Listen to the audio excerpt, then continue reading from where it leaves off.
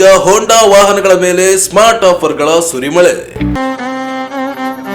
ಮಾರಿಕಾಂಬಾ ದೇವಿ ಜ್ಯೋತಿಷಾಲಯ, Pandit NS Bhat, ವಿಳಾಸ city talkies circle, Sharanabasaveshwara ಆಸ್ಪತ್ರೆ ಎದುರು, ರಾಯಚೂರು. ಶ್ರೀ ಮಹರ್ಷಿ ವೇಮನ ಜಯಂತಿ ವೇಮನವರ ಒಂದು ಜಾತಿಗೆ ಸೀಮಿತವಾದವರಲ್ಲ. ಡಾಕ್ಟರ್ ಶಿವರಾಜ್ ಪಾಟೀಲ್. ಜನವರಿ 21ರಂದು ಶ್ರೀ ನಿಜಶರಣ ಅಂಬಿಗರ ಚೌಡೆಯ ಜಯಂತಿ ಅದ್ದೂರಿ ಮೆರವಣಿಗೆ. ಶೀಘ್ರದಲ್ಲಿ ಸಿಎಂರಿಂದ ಶಿಲಾಮಂಟಪ ಉದ್ಘಾಟನೆ. ಕೆ ಶಾಂತಪ್ಪ. ಅತ್ತನೂರು ಗ್ರಾಮದ ಜಯಂತಿ ಕಾಲೋನಿ ಶಾಲೆ ಕಾಂಪೌಂಡ್ ಅತಿಕ್ರಮಣ ತೆರವುಗೊಳಿಸದಿದ್ದರೆ ಕಾನೂನು ಹೋರಾಟ. ಮಾಂತೇಶ್. ಸಿಂಧನೂರು ದೇವದುರ್ಗದಲ್ಲಿ ಹೆಗ್ಗಿದ್ದಲೇ ನಡೆಯುತ್ತಿದೆ ಅಕ್ರಮ ಮರಳು ದಂಧೆ, ಕಡಿವಾಣ ಹಾಕದಿದ್ದರೆ ಹೋರಾಟ. ಗಂಗಣ್ಣ ಡೀಶ್. ದೇವದಾಸಿಯರ ಸಮೀಕ್ಷೆ ಸಂಪರ್ಕವಾಗಿ ನಡೆಸಲು ಆಗ್ರಹಿಸಿ ಪ್ರತಿಭಟನೆ. ಬಿಸಿಯೂಟ ಯೋಜನೆ ತರಕಾರಿ ಖರೀದಿಸಿ ಸ್ವಸಹಾಯ ಗುಂಪುಗಳಿಗೆ ನೀಡುವುದಕ್ಕೆ ವಿರೋಧಿಸಿ ಪ್ರತಿಭಟನೆ. ಅಗಲಿದ ಪತ್ರಕರ್ತ ನಯೀಂ ಅಶ್ರಫ್ ಅವರಿಗೆ ಪತ್ರಕರ್ತರ ಸಂಘದಿಂದ ಶ್ರದ್ಧಾಂಜಲಿ. ಮಹರ್ಷಿ ವೇಮನ ಕೇವಲ ಒಂದು ಸಮಾಜಕ್ಕೆ ಸೀಮಿತವಾಗಿಲ್ಲ, ಇಡೀ ಮನುಕುಲದ ಏಳಿಗೆಗೆ ಉತ್ತಮ ಸಂದೇಶಗಳನ್ನು ನೀಡಿದ್ದವರಾಗಿದ್ದಾರೆ. ಅವರ ಮಾರ್ಗದರ್ಶನದಲ್ಲಿ ಪ್ರತಿಯೊಬ್ಬರು ನಡೆದಾಗಿ ಮಾತ್ರ ಸಮಾಜ ನಿರ್ಮಾಣವಾಗಲು ಸಾಧ್ಯ ಎಂದು ನಗರ ಶಾಸಕ ಡಾಕ್ಟರ್ ಶಿವರಾಜ್ ಪಾಟೀಲ್ ಹೇಳಿದರು. ಅವರಿದ್ದು ನಗರದ ಪಂಡಿತ್ ಸಿದ್ದರಾಮ ಜಂಬಲ್ದಿನ್ನಿ ರಂಗಮಂದಿರದಲ್ಲಿ ಜಿಲ್ಲಾಡಳಿತ, ಜಿಲ್ಲಾ ಪಂಚಾಯತ್, ಮಹಾನಗರ ಪಾಲಿಕೆ ಹಾಗೂ ಕನ್ನಡ ಮತ್ತು ಸಂಸ್ಕೃತಿ ಇಲಾಖೆಯಿಂದ ಹಮ್ಮಿಕೊಂಡಿದ್ದ ಮಹಾಯೋಗಿ ವೇಮನ ಜಯಂತಿ ಕಾರ್ಯಕ್ರಮವನ್ನು ಜ್ಯೋತಿ ಬೆಳಗಿಸುವ ಮೂಲಕ ಉದ್ಘಾಟಿಸಿ ಮಾತನಾಡಿದರು. 17ನೇ ಶತಮಾನದಲ್ಲಿ ಸಾಮಾನ್ಯವಾಗಿ ಬದುಕನ್ನು ನಡೆಸಿದ ಶರಣಾಗಿದ್ದ ವೇಮನ ಜಾತಿ ವ್ಯವಸ್ಥೆ ಗಂಭೀರ ಪರಿಸ್ಥಿತಿಯಲ್ಲಿ ಇಡೀ ಸಮಾಜದ ಎದುರು ಸಮಾನತೆ ಕುರಿತು ಸಂದೇಶ ಸಾರಿದವರಾಗಿದ್ದಾರೆ. ವೇಮನ ಜಯಂತಿಯನ್ನು ಕೇವಲ ಒಂದು ದಿನ ಮಾತ್ರ ಆಚರಣೆ ಮಾಡಿದರೆ ಸಾಲದು. ಅವರ ತತ್ವಾದರ್ಶಗಳನ್ನು, ಅವರ ಸಂದೇಶಗಳನ್ನು ಜೀವನದಲ್ಲಿ ಅಳವಡಿಸಿಕೊಂಡಾಗ ಮಾತ್ರ ಜಯಂತಿ ಆಚರಣೆ ಸಾರ್ಥಕತೆ ಸಿಗುತ್ತದೆ ಎಂದರು. ನಗರದಲ್ಲಿ ವೇಮನ ಮಂದಿರ ನಿರ್ಮಾಣ ಮಾಡುವ ಆಸೆಯನ್ನು ರೆಡ್ಡಿ ಸಮಾಜ ಹೊಂದಿದ್ದು, ಸರ್ಕಾರ ಮತ್ತು ವೈಯಕ್ತಿಕವಾಗಿ ಸಿಗಬೇಕಾದ ಎಲ್ಲಾ ರೀತಿಯ ಸಹಕಾರವನ್ನು ನೀಡುವುದಾಗಿ ಭರವಸೆ ನೀಡಿದರು.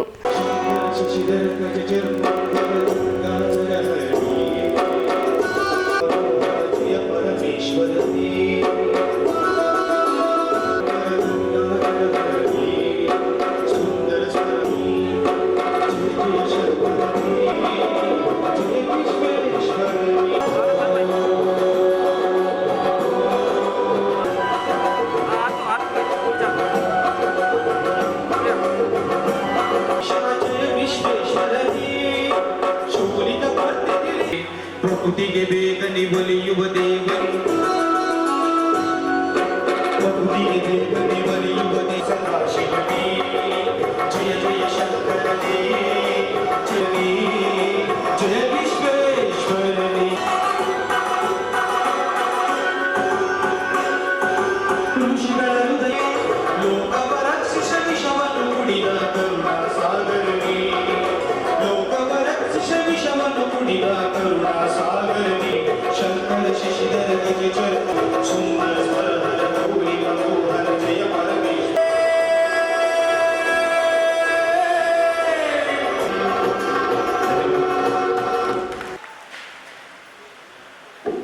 ಸುಂದರವಾಗಿ ಪ್ರಾರ್ಥನೆಗೆ ಧನ್ಯವಾದಗಳು. ನಾಡಗೀತೆಯನ್ನ ಸುನಂದರ ಶ್ರೀಗಳು ಅವರು ಪ್ರಸ್ತುತಪಡಿಸಬೇಕಂತ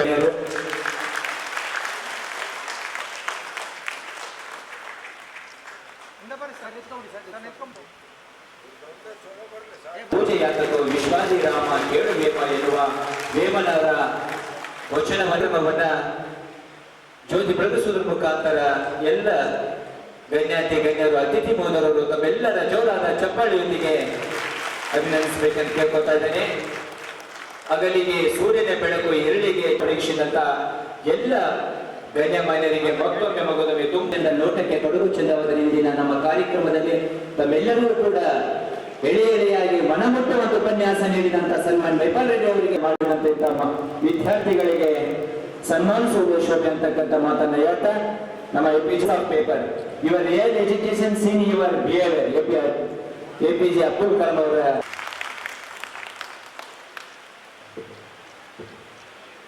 ಸಂತೋಷ ಆಗ್ತದೆ. ವೇಮನ ಜಯಂತಿ ಅಂದ್ರೆ, ವೇಮರು ಅಂದ್ರೆ ಬಹಳ ಸಾಮಾನ್ಯವಾಗಿ ಜೀವಿಸಿದಂತ ಒಬ್ಬ ಸಂತರು. 17ನೇ ಶತಮಾನದಲ್ಲಿ ಹುಟ್ಟಿ ಇವತ್ತು ಅವರ ಅನೇಕ ಕತೆ, ಕವನ, ಸಾಹಿತ್ಯದ ಮೂಲಕ ಯಾವ ರೀತಿ ಸಮಾಜದಲ್ಲಿ ಒಗ್ಗಟ್ಟಾಗಿರ್ಬೇಕು, ಸಮಾಜ ನಿರ್ಮಾಣ ಮಾಡಬೇಕು ಅಂತ ಹೋರಾಟ ಮಾಡಿದಂತ ಮೊದಲಿಗೆ ಕವಿ ಅಂತ ಹೇಳಿಕೆ ಬಯಸ್ತೇನೆ. ಆ ನಿಟ್ಟಿನಲ್ಲಿ ವೇಮನರ ಜಯಂತಿನ ಒಂದು ದಿನ ಮಾಡಿದ್ರೆ ಸಾಲದು. ಅವ್ರು ಏನು ಹಾಕಿಕೊಟ್ಟಿರ್ತಾರೆ ಆ ಒಂದು ಮಾರ್ಗದರ್ಶನದಲ್ಲಿ ನಾವು ದಿನಾಗಲೂ ನಡೆದಾಗ ಮಾತ್ರ ಜಯಂತಿಯ ಉದ್ದೇಶ ಈಡೇರ್ತದೆ ಅಂತ ಹೇಳಿಕೆ ಬಯಸ್ತೇನೆ. ಮತ್ತು ಯಾವುದೇ ಒಂದು ಹಿರಿಯರ ಜಯಂತಿ ಆಚರಣೆ ಮಾಡಬೇಕಾದ್ರೆ ಅದು ಆ ಸಮಾಜಕ್ಕೆ ಸೀಮಿತ ಆಗಿರಬಾರ್ದು. ಇವತ್ತು ವೇಮನರು ಎಲ್ಲ ಸಮಾಜಗಳನ್ನು ಸಮವಾಗಿ ನಿರ್ಮಾಣ ಮಾಡಬೇಕಂತೇಳಿ ಹೋರಾಟ ಮಾಡಿದಂಥವ್ರು ಆವತ್ತಿನ ಕಾಲದಲ್ಲಿ. ಅವತ್ತು ಬಹುಶಃ ನಮಗೆ ನೆನಪಿದ್ದಂಗೆ ಇನ್ನೂ ಜಾತಿ ವ್ಯವಸ್ಥೆ ನಮಗೆ ನೆನಪಿದ್ದಂಗೆ ಇದೆ, ಜಾತಿ ವ್ಯವಸ್ಥೆ 17ನೇ ಶತಮಾನದಲ್ಲಿ ಯಾವ ರೀತಿ ಇರಬಹುದು. ಆ ಸಮಯದಲ್ಲಿ ಎಲ್ಲರನ್ನು ಎದುರಾಕೊಂಡು ಸಮಾಜ ನಿರ್ಮಾಣ ಮಾಡ್ಬೇಕಂತೇಳಿ ಹೋರಾಟ ಮಾಡಿದ್ರು. ಅಂಥವ್ರ ಜಯಂತಿ ಇವತ್ತು ಒಂದು ಸಮಾಜಕ್ಕೆ ಸೀಮಿತ ಆಗಿರೋದು ಬಹಳ ದುಃಖಕರ ಅಂತ ಹೇಳಿಕೆ ಬಯಸ್ತೇನೆ. ನಾವು ಎಲ್ಲ ಸಮಾಜದವರು ಒಗ್ಗಟ್ಟಾಗಿ ಮಾಡಬೇಕು ಇಂಥ ಹಿರಿಯರ ಜಯಂತಿ. ಆವಾಗ ಈ ಸಮಾಜ ನಿರ್ಮಾಣ ಮಾಡಲಿಕ್ಕೆ ಸಾಧ್ಯ ಅಂತ ಹೇಳಿಕೆ ಬಯಸ್ತೇನೆ. ಆ ನಿಟ್ಟಿನಲ್ಲಿ ನಿಮ್ಮೆಲ್ಲರ ಪ್ರಯತ್ನ ಇರಬೇಕು. ಮತ್ತು ವಿಶೇಷವಾಗಿ ಇವತ್ತು ಈ ಸಮಾಜಕ್ಕೆ ಒಂದು CSITನೂ ಅಲಾಟ್ ಮಾಡಿಸ್ಕೊಂಡಿದ್ದೀವಿ. ನಿಮ್ಮೆಲ್ಲರ ಬೇಡಿಕೆ ಇದೆ, ಇವತ್ತು ವೇಮನ ಮಂದಿರ ಕಟ್ಟಬೇಕು, ನಮ್ಗೆಲ್ಲ ಆಸೆ ಇದೆ ಅಂತ ಹೇಳಿ. ನಿಮಗೆಲ್ಲ ಬಹಳ ಆಸೆ ಇದೆ. ವಿಶೇಷವಾಗಿ ಹಿರಿಯರು ನನ್ನ ಜೊತೆ 1-2 ಸಾರಿನೂ ನನ್ನ ಮನೆಗೆ ಬಂದಿದ್ರು. ಆದ್ರೂ ಸಮಾಜ ಬಹಳ ಬಲಿಷ್ಠವಾಗಿದೆ. ನಮ್ಮ ರಾಮಚಂದ್ರ ಇಡ್ಡಣ್ಣವ್ರು ಏನು ಇಲ್ಲ ಅಂತ ಹೇಳ್ತಾರೆ, ಸಮಾಜ ಬಲಿಷ್ಠವಾಗಿದೆ. ನಿಮ್ಮ ಪ್ರಯತ್ನ ಜೊತೆಗಿದ್ರೆ 100% ಆಗಿ ಈ ವೇಮನ ಮೂರ್ತಿ ಸ್ಥಾಪನೆ ಆಗೋದ್ರಲ್ಲಿ ಯಾವುದೇ ಅನುಮಾನ ಇಲ್ಲ ಅಂತ ಹೇಳಿಕ್ಕೆ ಬಯಸ್ತೇನೆ. ಆ ನಿಟ್ಟಿನಲ್ಲಿ ನಮ್ದು ವೈಯಕ್ತಿಕ ಆಗಲಿ ಸರ್ಕಾರದಾಗ್ಲಿ ಯಾವುದೇ ರೂಪದಲ್ಲಿ ನಾನು ಸಹಾಯ ಮಾಡಲಿಕ್ಕೆ ಸಿದ್ಧನಿದ್ದೇನೆ. ಈ ಸಮಾಜದ ಏಳಿಗೆಗೆ ನನ್ನ ಪ್ರಯತ್ನ ಯಾವತ್ತೂ ಆ ನಿಟ್ಟಿನಲ್ಲಿ ಇರ್ತದೆ. ನಿಮ್ಮದೊಂದಿಷ್ಟು ಪ್ರಯತ್ನ ಆದ್ರೆ 100% ಬರುವಂತ ದಿನಗಳಲ್ಲಿ ವೇಮನ ಮೂರ್ತಿ, ವೇಮನ ಮಂದಿರ ರಾಯಚೂರಿನಲ್ಲಿ ಆಗೋದ್ರಲ್ಲಿ ಯಾವುದೇ ಅನುಮಾನ ಇಲ್ಲ ಅಂತ ಹೇಳಿಕ್ಕೆ ಬಯಸ್ತೇನೆ. ಈ ಸಮಾಜದ ಬೆನ್ನೆಲುಬಿಗೆ ಯಾವತ್ತೂ ನಾನು ಇರ್ತೇನೆ. ನಿಮ್ಮೆಲ್ಲ ಕಷ್ಟ ಸುಖಗಳಲ್ಲಿ ನಾನು ಯಾವತ್ತೂ ಬೆನ್ನೆಲುಬಿಗೆ ಇರ್ತೇನೆ. ನಾನು ಒಂದು ರೀತಿಯಲ್ಲಿ ಈ ಮಟ್ಟಕ್ಕೆ ಮುಟ್ಟಬೇಕಾದ್ರೆ ಈ ಸಮಾಜದ ಶಕ್ತಿ ಯಾವತ್ತೂ ನನ್ನ ಬೆನ್ನೆಲುಬು ಇದೆ ಅಂತ ಹೇಳಿಕ್ಕೆ ಬಯಸ್ತೇನೆ. ನಿಮ್ಮೆಲ್ಲರ ಇದೇ ವೇಳೆ ತಹಸೀಲ್ದಾರ್ ಸುರೇಶ್ ವರ್ಮಾ ಮಾತನಾಡಿ, ಜಗತ್ತಿನ ಆದರ್ಶ ಕೊಡುಗೆ ಕೊಟ್ಟ ಮಹಾನ್ ಸಂತ ವೇಮನವರು ಸನ್ಮಾನದ ಹಾದಿಯನ್ನು ತೋರಿದ ಅವರ ವಿಚಾರಧಾರೆಗಳನ್ನು ಪ್ರತಿಯೊಬ್ಬರು ಜೀವನದಲ್ಲಿ ಅಳವಡಿಸಿಕೊಳ್ಳಬೇಕೆಂದು ತಿಳಿಸಿದರು. ಈ ಜಯಂತಿ ಮಾನ್ಯ ಶಾಸಕರು ಹೇಳಿದಂಗೆ ಕೇವಲ ಸಾಂಕೇತಿಕವಾಗಿದೆ, ಸೀಮಿತ ಸಮಾಜದವರು ಮಾತ್ರ ಮಾಡದೆ ವೇಮನ್ ಈ ದೇಶದ ಒಬ್ಬ ಮಹಾನ ಶ್ರೇಷ್ಠ ಸಂತ, ಮಹಾಕವಿ, ವಿಚಾರವಂತ, ಸನ್ಮಾರ್ಗದ ದಾರಿಯನ್ನು ತೋರಿದಾತ. ಅಂಥವರ ಮಹಾನ ಪುರುಷರ ಜಯಂತಿಯನ್ನ ಭಾರತೀಯರೆಲ್ಲರೂ ಆಚರಣೆ ಮಾಡುವಂತ ಕಾಲ ಇದೆ. ಕೇವಲ ರೆಡ್ಡಿ ಸಮಾಜಕ್ಕೆ ಸೀಮಿತ ಅಲ್ಲ. ರೆಡ್ಡಿ ಸಮಾಜದಲ್ಲಿ ವೇಮನರು ಜನಿಸಿರಬಹುದು, ಆದರೆ ಅವರ ವಿಚಾರಗಳು, ಕೊಡುಗೆಗಳು, ಸಿದ್ಧಾಂತಗಳು, ಅವರ ಬರಹಗಳು ಎಲ್ಲ ಸಮಾಜದ ಏಳಿಗೆಗಾಗಿದೆ, ಮನುಕುಲದ ಏಳಿಗೆಗಾಗಿದೆ. ಇವತ್ತು ಅಂತ ವಿಚಾರವಂತರ ಜಯಂತಿಯನ್ನ ನಾವು ಮಾತಾಡೋದು ನಾವು ಪುಣ್ಯವಂತರು ಅಂತ ಹೇಳ್ತಾ ಇದ್ದೀನಿ. ವಿಶೇಷವಾಗಿ ಈ ವೇಮನರು ಒಬ್ಬ ಮೂಲತಃ ಆಧ್ಯಾತ್ಮಿಕ ಚಿಂತನೆಗೆ ಮುಖ್ಯ ಕಾರಣ ತಾಯಿ ಹೇಮಾರೆಡ್ಡಿ ಮಲ್ಲಮ್ಮ. ಆ ತಾಯಿಯನ್ನು ಈ ಸುಸಂದರ್ಭದಲ್ಲಿ ನಾವು ನೆನೆಸದೇ ಇರೋದಕ್ಕೆ ಆಗೋದಿಲ್ಲ. ಆ ತಾಯಿಗೆ ಮತ್ತು ವೇಮನವರು ವಿಚಾರಗಳನ್ನು ಇವತ್ತು ನಾವು ಸಮಾಜದ ಮನೆಗಳಲ್ಲಿ ಕೊಂಡೊಯ್ಬೇಕು. ಇವತ್ತು ಒಂದು ದಿನಕ್ಕೆ ಸಾಂಕೇತಿಕವಾಗಿ ಜಯಂತಿ ಆಚರಣೆ ಮಾಡಿ ಅವರ ವಿಚಾರಗಳನ್ನು ಇಲ್ಲಿಗೆ ಬಿಡದೆ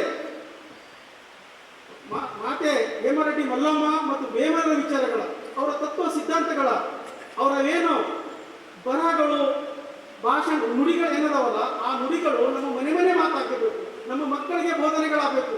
ಹಾಗಾದಾಗ ಮಾತ್ರ ನಾವು ಆ ಎರಡು ಮಹಾನ ಚೇತನರ ಗೌರವ ಕೊಟ್ಟಂಗಾಗುತ್ತೆ. ಅವರ ವಿಚಾರಗಳನ್ನು ಮನೆಯಲ್ಲಿರಬೇಕು, ಸಮಾಜದಲ್ಲಿರಬೇಕು.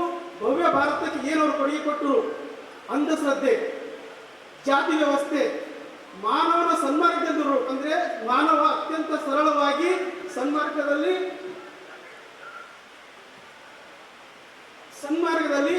ಇಡೀ ವಿಶ್ವದ ಮನುಕುಲದ ಸಿದ್ಧಾಂತಗಳಲ್ಲಿ, ಶ್ರೀಸಾಮಾನ್ಯರ ಸಿದ್ಧಾಂತದಲ್ಲಿ ತಮ್ಮ ವಿಚಾರಗಳನ್ನು ದೇಶಕ್ಕೆ ನೀಡಿದ ಮಹಾನ ಸಂತರ ವಿಚಾರಗಳನ್ನು ನಾವು ಇವತ್ತು ಗೌರವಿಸಬೇಕು ಮತ್ತೆ ಆಚರಣೆ ಮಾಡೋದು ಬಹಳ ಮುಖ್ಯದ ಅಂತ ಹೇಳ್ತಾ ಇವತ್ತು ಕಾರ್ಯಕ್ರಮದ ಕಲಬುರಗಿ ಜಿಲ್ಲಾ ಕನ್ನಡ ಸಾಹಿತ್ಯ ಪರಿಷತ್ತಿನ ನಿಕಟಪೂರ್ವ ಅಧ್ಯಕ್ಷ ಮಹಿಪಾಲ ರೆಡ್ಡಿ ಸೇಡಂ ಮಾತನಾಡಿ, ವೇಮನ 614ನೇ ಜಯಂತಿಯನ್ನು ಇಂದು ಆಚರಣೆ ಮಾಡಲಾಗುತ್ತಿದ್ದು, ಕರ್ನಾಟಕದ ನಾಡಗೀತೆಯಲ್ಲಿ ಹೇಗೆ ಎಲ್ಲ ಕವಿಗಳ, ಮಹಾತ್ಮರ, ಶರಣರ ಹೆಸರುಗಳನ್ನು ಬಳಸಬಹುದಾಗಿದೆ, ಅದೇ ರೀತಿ ತೆಲುಗು ನಾಡಗೀತೆಯಲ್ಲಿಯೂ ಕೂಡ ವೇಮನ ಹಾಗೂ ಹೇಮರೆಡ್ಡಿ ಮಲ್ಲಮ್ಮ ಅವರ ಹೆಸರನ್ನು ಬಳಸಲಾಗಿದೆ. ರೆಡ್ಡಿ ಎನ್ನುವ ಹೆಸರು ರಾಷ್ಟ್ರಕೂಟರ ಹೆಸರಿನಿಂದಲೇ ಬಂದಿತ್ತು. ಊರಿನ ಜವಾಬ್ದಾರಿಯನ್ನು ಹೊಂದಿರುವ ಸಮಾಜ ಎಂದು ರೆಡ್ಡಿ ಸಮಾಜವನ್ನು ಕರೆಯಲಾಗುತ್ತದೆ ಎಂದು ತಿಳಿಸಿದರು. ಆರಂಭಕ್ಕೆ ನಾಡಗೀತೆಯನ್ನ ಇಲ್ಲಿ ಪ್ರಸ್ತುತಪಡಿಸಲಾಯಿತು. ಆ ನಾಡಗೀತೆಯನ್ನ ಬರೆದಂತಹ ಕವಿ ಕುವೆಂಪು ಅವರು ಪದ್ಯವನ್ನ ಬರೆಯುವಾಗ ಶಂಕರ, ಮಧ್ವರ, ಬಸವೇಶ್ವರ, ತೈಲಪ, ಹೊಯ್ಸಳ ಆಳಿದ ನಾಡು ಅಂತ ಹೇಗೆ ಈ ನೆಲದ ಕವಿಗಳನ್ನ, ದಾರ್ಶನಿಕರನ್ನ, ಮಹಾಪುರುಷರನ್ನ, ಕವಿ ಪುಂಗವರನ್ನ, ಸಮಾಜ ಸುಧಾರಕರನ್ನ, ಈ ನೆಲವನ್ನ ಸಂಭ್ರಮಕ್ಕೆ ಕಾರಣರಾದಂತಹ ಅನೇಕರನ್ನ ಹೇಗೆ ಕನ್ನಡದ ನಾಡಗೀತೆಯಲ್ಲಿ ಅಳವಡಿಸಿದ ಹೆಸರುಗಳು ಇವೆಯೋ ಹಾಗೆ ತೆಲುಗುವಿನ ನಾಡಗೀತೆಯಲ್ಲೂ ಕೂಡ ಹೇಮರೆಡ್ಡಿ ಮಲ್ಲಮ್ಮ ಮತ್ತು ಮಹಾಕವಿ ವೇಮನ ಅವರ ಹೆಸರು ಕೂಡ ಅಲ್ಲಿ ಪ್ರಸ್ತುತ ಅಳವಡಿಸಲಾಗಿದೆ. ಮಹಾಕವಿ ವೇಮನ ಅನ್ನೋದು ಬಹಳಷ್ಟು ಜನ ದಾರ್ಶನಿಕರು, ಕವಿಗಳು, ಮಹಾಯೋಗಿಗಳು ಅನ್ನುವಂಥ ನಿಟ್ಟಿನಲ್ಲಿ ಆಲೋಚನೆ ಮಾಡುವಾಗ ಮಹಾಕವಿ ಆಗುವುದಕ್ಕಿಂತ ಮುಂಚೆ ವೇಮನ ಏನಾಗಿದ್ದ,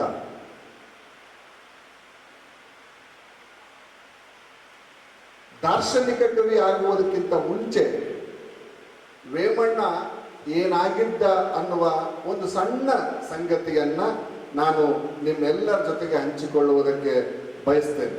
ಅದಕ್ಕೂ ಮುಂಚೆ ನಾನು ಕಳೆದ 4-5 ವರ್ಷಗಳ ಹಿಂದೆ ಮಾನ್ಯ ಶಿವರಾಜ್ ಪಾಟೀಲರು ವೇದಿಕೆಯಲ್ಲಿದ್ದರು. ಆಗ ಗೋಪಾಲ್ ರೆಡ್ಡಿ ಅಣ್ಣ ಅವರು ನನ್ನನ್ನು ಇಂಥದ್ದೇ ಸಮಾರಂಭಕ್ಕೆ ಕರೆದಿದ್ರು. ಆವಾಗ ಇಡೀ ಸಭಾಂಗಣ ಕಿಕ್ಕಿರಿದಿತ್ತು. ಆದರೆ ಇವತ್ತು ಸ್ವಲ್ಪ ಖಾಲಿ ಖಾಲಿ ಅನ್ನಿಸ್ತಿದೆ. ರೆಡ್ಡಿ ಅನ್ನೋದು ನಾಯಕತ್ವಕ್ಕೆ ಇರುವ ಪರ್ಯಾಯ ಹೆಸರು. ರೆಡ್ಡಿ ಅನ್ನೋದು ಒಂದೂರಿನ ಜವಾಬ್ದಾರಿಯನ್ನ ಹೊತ್ತಂತವನು. ರೆಡ್ಡಿ ಅನ್ನುವಂಥ ಪದದ ಅಪಭ್ರಂಶ ಎಲ್ಲಿಂದ ಬಂದಿದೆ ಅಂದ್ರೆ ಅದು ರಾಷ್ಟ್ರಕೂಟ ಅನ್ನುವ ಪದದಿಂದ ಅನ್ನುವಂಥದ್ದನ್ನು ನಾವು ಇತಿಹಾಸದಿಂದ ನೋಡ್ತೇವೆ.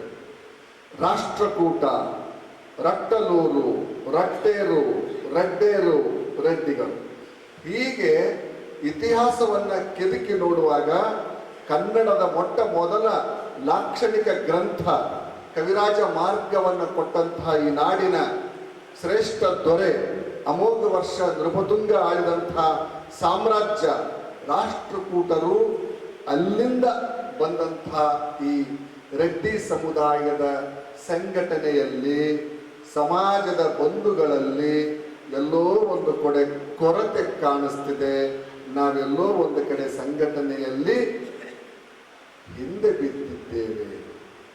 ಈ ಸಂದರ್ಭದಲ್ಲಿ ಸರ್ಕಾರಿ ನೌಕರರ ಜಿಲ್ಲಾಧ್ಯಕ್ಷ ಕೃಷ್ಣ ಶವಂತಿಗೇರ, ಜಿಲ್ಲಾ ಆಯುಷ್ ಅಧಿಕಾರಿ ಡಾಕ್ಟರ್ ಶಂಕರಗೌಡ ಪಾಟೀಲ್, ಜಿಲ್ಲಾಧಿಕಾರಿ ಕಚೇರಿಯ ಸ್ಥಾನಿಕ ಅಧಿಕಾರಿ ಜಗದೀಶ್, ಪ್ರಮುಖರಾದ ಚಂದ್ರಶೇಖರ್ ರೆಡ್ಡಿ, ಜಿಲ್ಲಾ ಪಂಚಾಯತ್ ಮಾಜಿ ಅಧ್ಯಕ್ಷ ರಾಮಚಂದ್ರ ರೆಡ್ಡಿ, ಕೇಶವ ರೆಡ್ಡಿ, ರಾಮನೌಡ ಯಗನೂರು, ದಂಡಪ್ಪ ಬೀರದಾರ, ಜಿ ಗೋಪಾಲ್ ರೆಡ್ಡಿ, ಅಚ್ಯುತ್ ರೆಡ್ಡಿ ಸೇರಿದಂತೆ ಸಮಾಜೇತರ ಮುಖಂಡರು, ಅಧಿಕಾರಿಗಳು ಉಪಸ್ಥಿತರಿದ್ದರು. ಪ್ರತಿ ವರ್ಷದಂತೆ ನಿಜ ಶರಣ ಅಂಬಿಗರ ಚೌಡಯ್ಯ ಜಯಂತಿಯನ್ನು ಜಿಲ್ಲಾಡಳಿತ ಸಹಯೋಗದಲ್ಲಿ ಜನವರಿ 21ರಂದು ಅದ್ದೂರಿಯಾಗಿ ಆಚರಿಸಲಾಗುತ್ತದೆ ಎಂದು ಗಂಗಾ ಮಾಸ್ತರ ಸಮಾಜ ಜಿಲ್ಲಾಧ್ಯಕ್ಷ ಕೆ ಶಾಂತಪ್ಪ ಹೇಳಿದರು.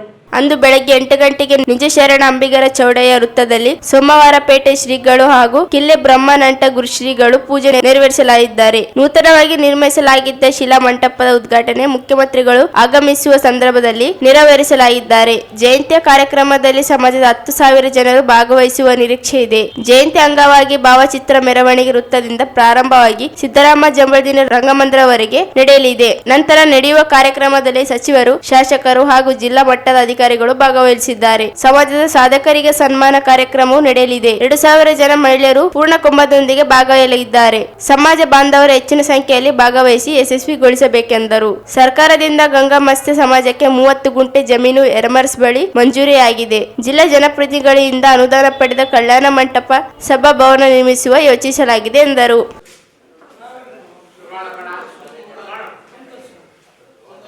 ಜಿಲ್ಲಾ ಗಂಗಾ ಮತ್ತೊಂದು ಸಮಾಜದ ಸಮಿತಿಯಿಂದ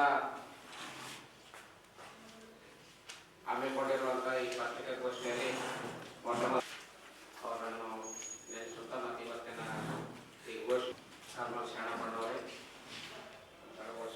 ಹನುಮಂತವರೇ, ನಮ್ಮ ಹಿರಿಯರಾದಂಥ ಜಿಲ್ಲಾ ಪ್ಲಾನ್ ಅವರೇ ಮತ್ತು ವೀರೇಶ್ ಅವರೇ,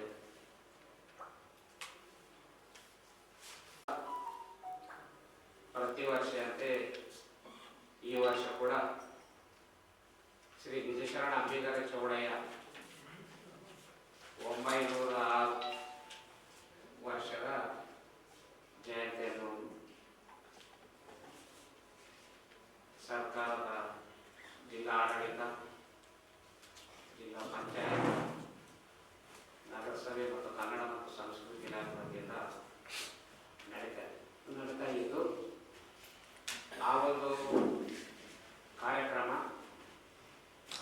ಬೆಳಿಗ್ಗೆ 8 ಗಂಟೆಗೆ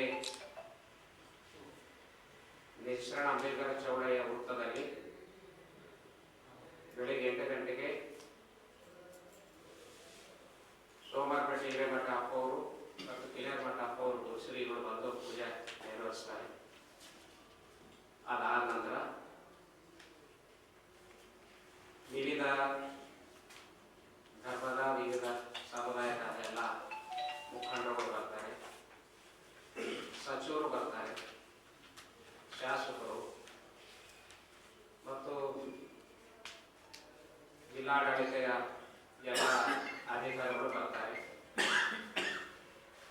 ಆ ಒಂದು ಕಾರ್ಯಕ್ರಮ ಜೊತೆ ಈ ವರ್ಷ ವಿಜಯಶರಣ ಅಂಬೇಡ್ಕರ ಚೌಡಯ್ಯನವರ ಮೂರ್ತಿ ವಿಶೇಷವಾದಂಥ ರೀತಿಯಲ್ಲಿ ಒಂದು ಶಿಲಾ ಮಂಟಪ ಸಿದ್ಧ ಆಗಿದೆ. ಆ ಶಿಲಾ ಮಂಟಪ ಸರ್ಕಾರದ ಅನುದಾನ, ನಮ್ಮ ಹಿರಿಯ ಸಚಿವರಾದಂಥ ಬಸವರಾಜ ಸಾಹೇಬ್ ಅವರ ಜೊತೆಗೆ ನಮ್ಮ ಸಮುದಾಯದವರು ಒಂದು 8 ಲಕ್ಷ ರೂಪಾಯಿ ಖರ್ಚು ಮಾಡಿ 27 ಅಡಿ ಉದ್ದ, ಅಗಲ 15 ಅಡಿ, ಮೊದಲೇ ಇತ್ತ ಶಿಲಾ ಮಂಟಪ, ಅದು ಕೂಡ ನಾವು ಸಾಂಕೇತಿಕವಾಗಿ ಪೂಜೆ ಮಾಡ್ತೀವಿ. ಮುಂದಿನ ದಿನಗಳಲ್ಲಿ ಸಾಮಾನ್ಯ ಮುಖ್ಯಮಂತ್ರಿಗಳು ಈ ಭಾಗಕ್ಕೆ ಜಿಲ್ಲಾ ಉತ್ಸವ ಹಿನ್ನೆಲೆಯಲ್ಲಿ ಬಂದಾಗ ವಿವಿಧ ಕಾಮಗಾರಿಗಳು, ಅಭಿವೃದ್ಧಿ ಮತ್ತು ಉದ್ಘಾಟನೆ ಸಂದರ್ಭದಲ್ಲಿ ಈ ಶಿಲಾ ಮಂಟಪ ಕೂಡ ಅವತ್ತು ಉದ್ಘಾಟನೆ ಆಗಲಿದೆ. ಹಾಗಾಗಿ ಆ ಒಂದು ಕಾರ್ಯಕ್ರಮದಲ್ಲಿ ಸುಮಾರು 21ನೇ ಕಾರ್ಯಕ್ರಮದಲ್ಲಿ ಸಮುದಾಯದ ಮತ್ತು ಬೇರೆ ಬೇರೆ ಸಮುದಾಯದವರು ಕೂಡ ಅನೇಕ ಎಲ್ಲ ಶರಣರು ಕೂಡ ಅದರಲ್ಲಿ ಭಾಗವಹಿಸ್ತಾರೆ. ವಿಜಯಶರಣ ಅಂಬೇಡ್ಕರ ಚೌಡಯ್ಯ ಬಸವಾದಿ ಶರಣರ ಅವರ ಒಂದು ಪರಂಪರೆಯಲ್ಲಿದ್ದು 770 ಶರಣ ಮರಣಗಳಲ್ಲಿ ಇವರು ಒಬ್ಬರು. ಯಾವುದೇ ಜಾತಿ ಧರ್ಮಕ್ಕೆ ಸೀಮಿತ ಇಲ್ಲ. ಆದರೆ ಅನಿವಾರ್ಯವಾಗಿ ಈಗ ಎಲ್ಲ ಕಡೆ ಇವರು ನಮ್ಮವರು ಎಂದು ಗುರುತಿಸಿಕೊಂಡು ಈಗ ನಾವು ಜಯಂತಿ ಮಾಡ್ತಾ ಇದ್ವಿ, ಜೊತೆಗೆ ಎಲ್ಲ ಸಮುದಾಯದವರು ಸೇರಿಸ್ಕೊಂಡು ಮಾಡ್ತಾ ಇದ್ವಿ. ಆ ಕಾರ್ಯಕ್ರಮದಲ್ಲಿ ಸುಮಾರು ಜನ ಭಕ್ತರು, ಸಮುದಾಯದವರು ಸೇರ್ತಾರೆ. ಸುಮಾರು 10,000 ಜನ ನಾವು ನಿರೀಕ್ಷೆ ಮಾಡಿದ್ದೀವಿ. ಅಲ್ಲಿ 9:30 ಗಂಟೆಗೆ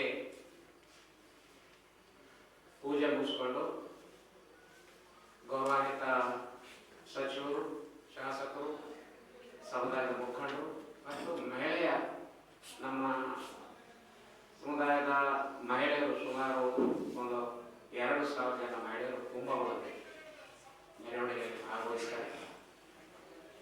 ನಿಜಶರಣ ಅಂಬೇಡ್ಕರ್ ಚೌಡೆಯ ವೃತ್ತದಿಂದ ಪ್ರಾರಂಭವಾಗಿ 9 ನೇತಾಜಿ ನಗರ, ತೀರ್ಥಕಂಡೀರು, ಏಕ್ ಮಿನಾರ್ ಮುಖಾಂತರ ನಮ್ಮ ನಗರ ಪಾಲಿಕೆ ಮುಖಾಂತರ ಅಂಬೇಡ್ಕರ್ ಚೌಡೆ ವೃತ್ತದಿಂದ ರಂಗಮಂದಿರ ಬರ್ತದೆ. ಬಹಳಷ್ಟು ಸಂಖ್ಯೆಯಲ್ಲಿ ಸೇರಿರುವುದರಿಂದ ರಂಗಮಂದಿರದಲ್ಲಿ ಒಂದು 2,000 ಜನ ಮಾತ್ರ ಅವಕಾಶ ಇದೆ. ಉಳಿದವರು ಕೆಲವರು ಹೊರಗೆ ಇರ್ತಾರೆ, ಕೆಲವರು ಮತ್ತೆ ನಿರ್ಗಮಿಸ್ತಾರೆ. ಹಾಗಾಗಿ ಈ ಒಂದು ಕಾರ್ಯಕ್ರಮ ಅತ್ಯಂತ ಅಚ್ಚುಕಟ್ಟಾಗಿ ಬಹಳ ಶಿಸ್ತುಗಳಿಂದ ಅತ್ಯಂತ ಉತ್ಸವದಿಂದ ವಿಜೃಂಭಣೆಯಿಂದ ಈ ಕಾರ್ಯಕ್ರಮ ನೆರವೇರುತ್ತದೆ.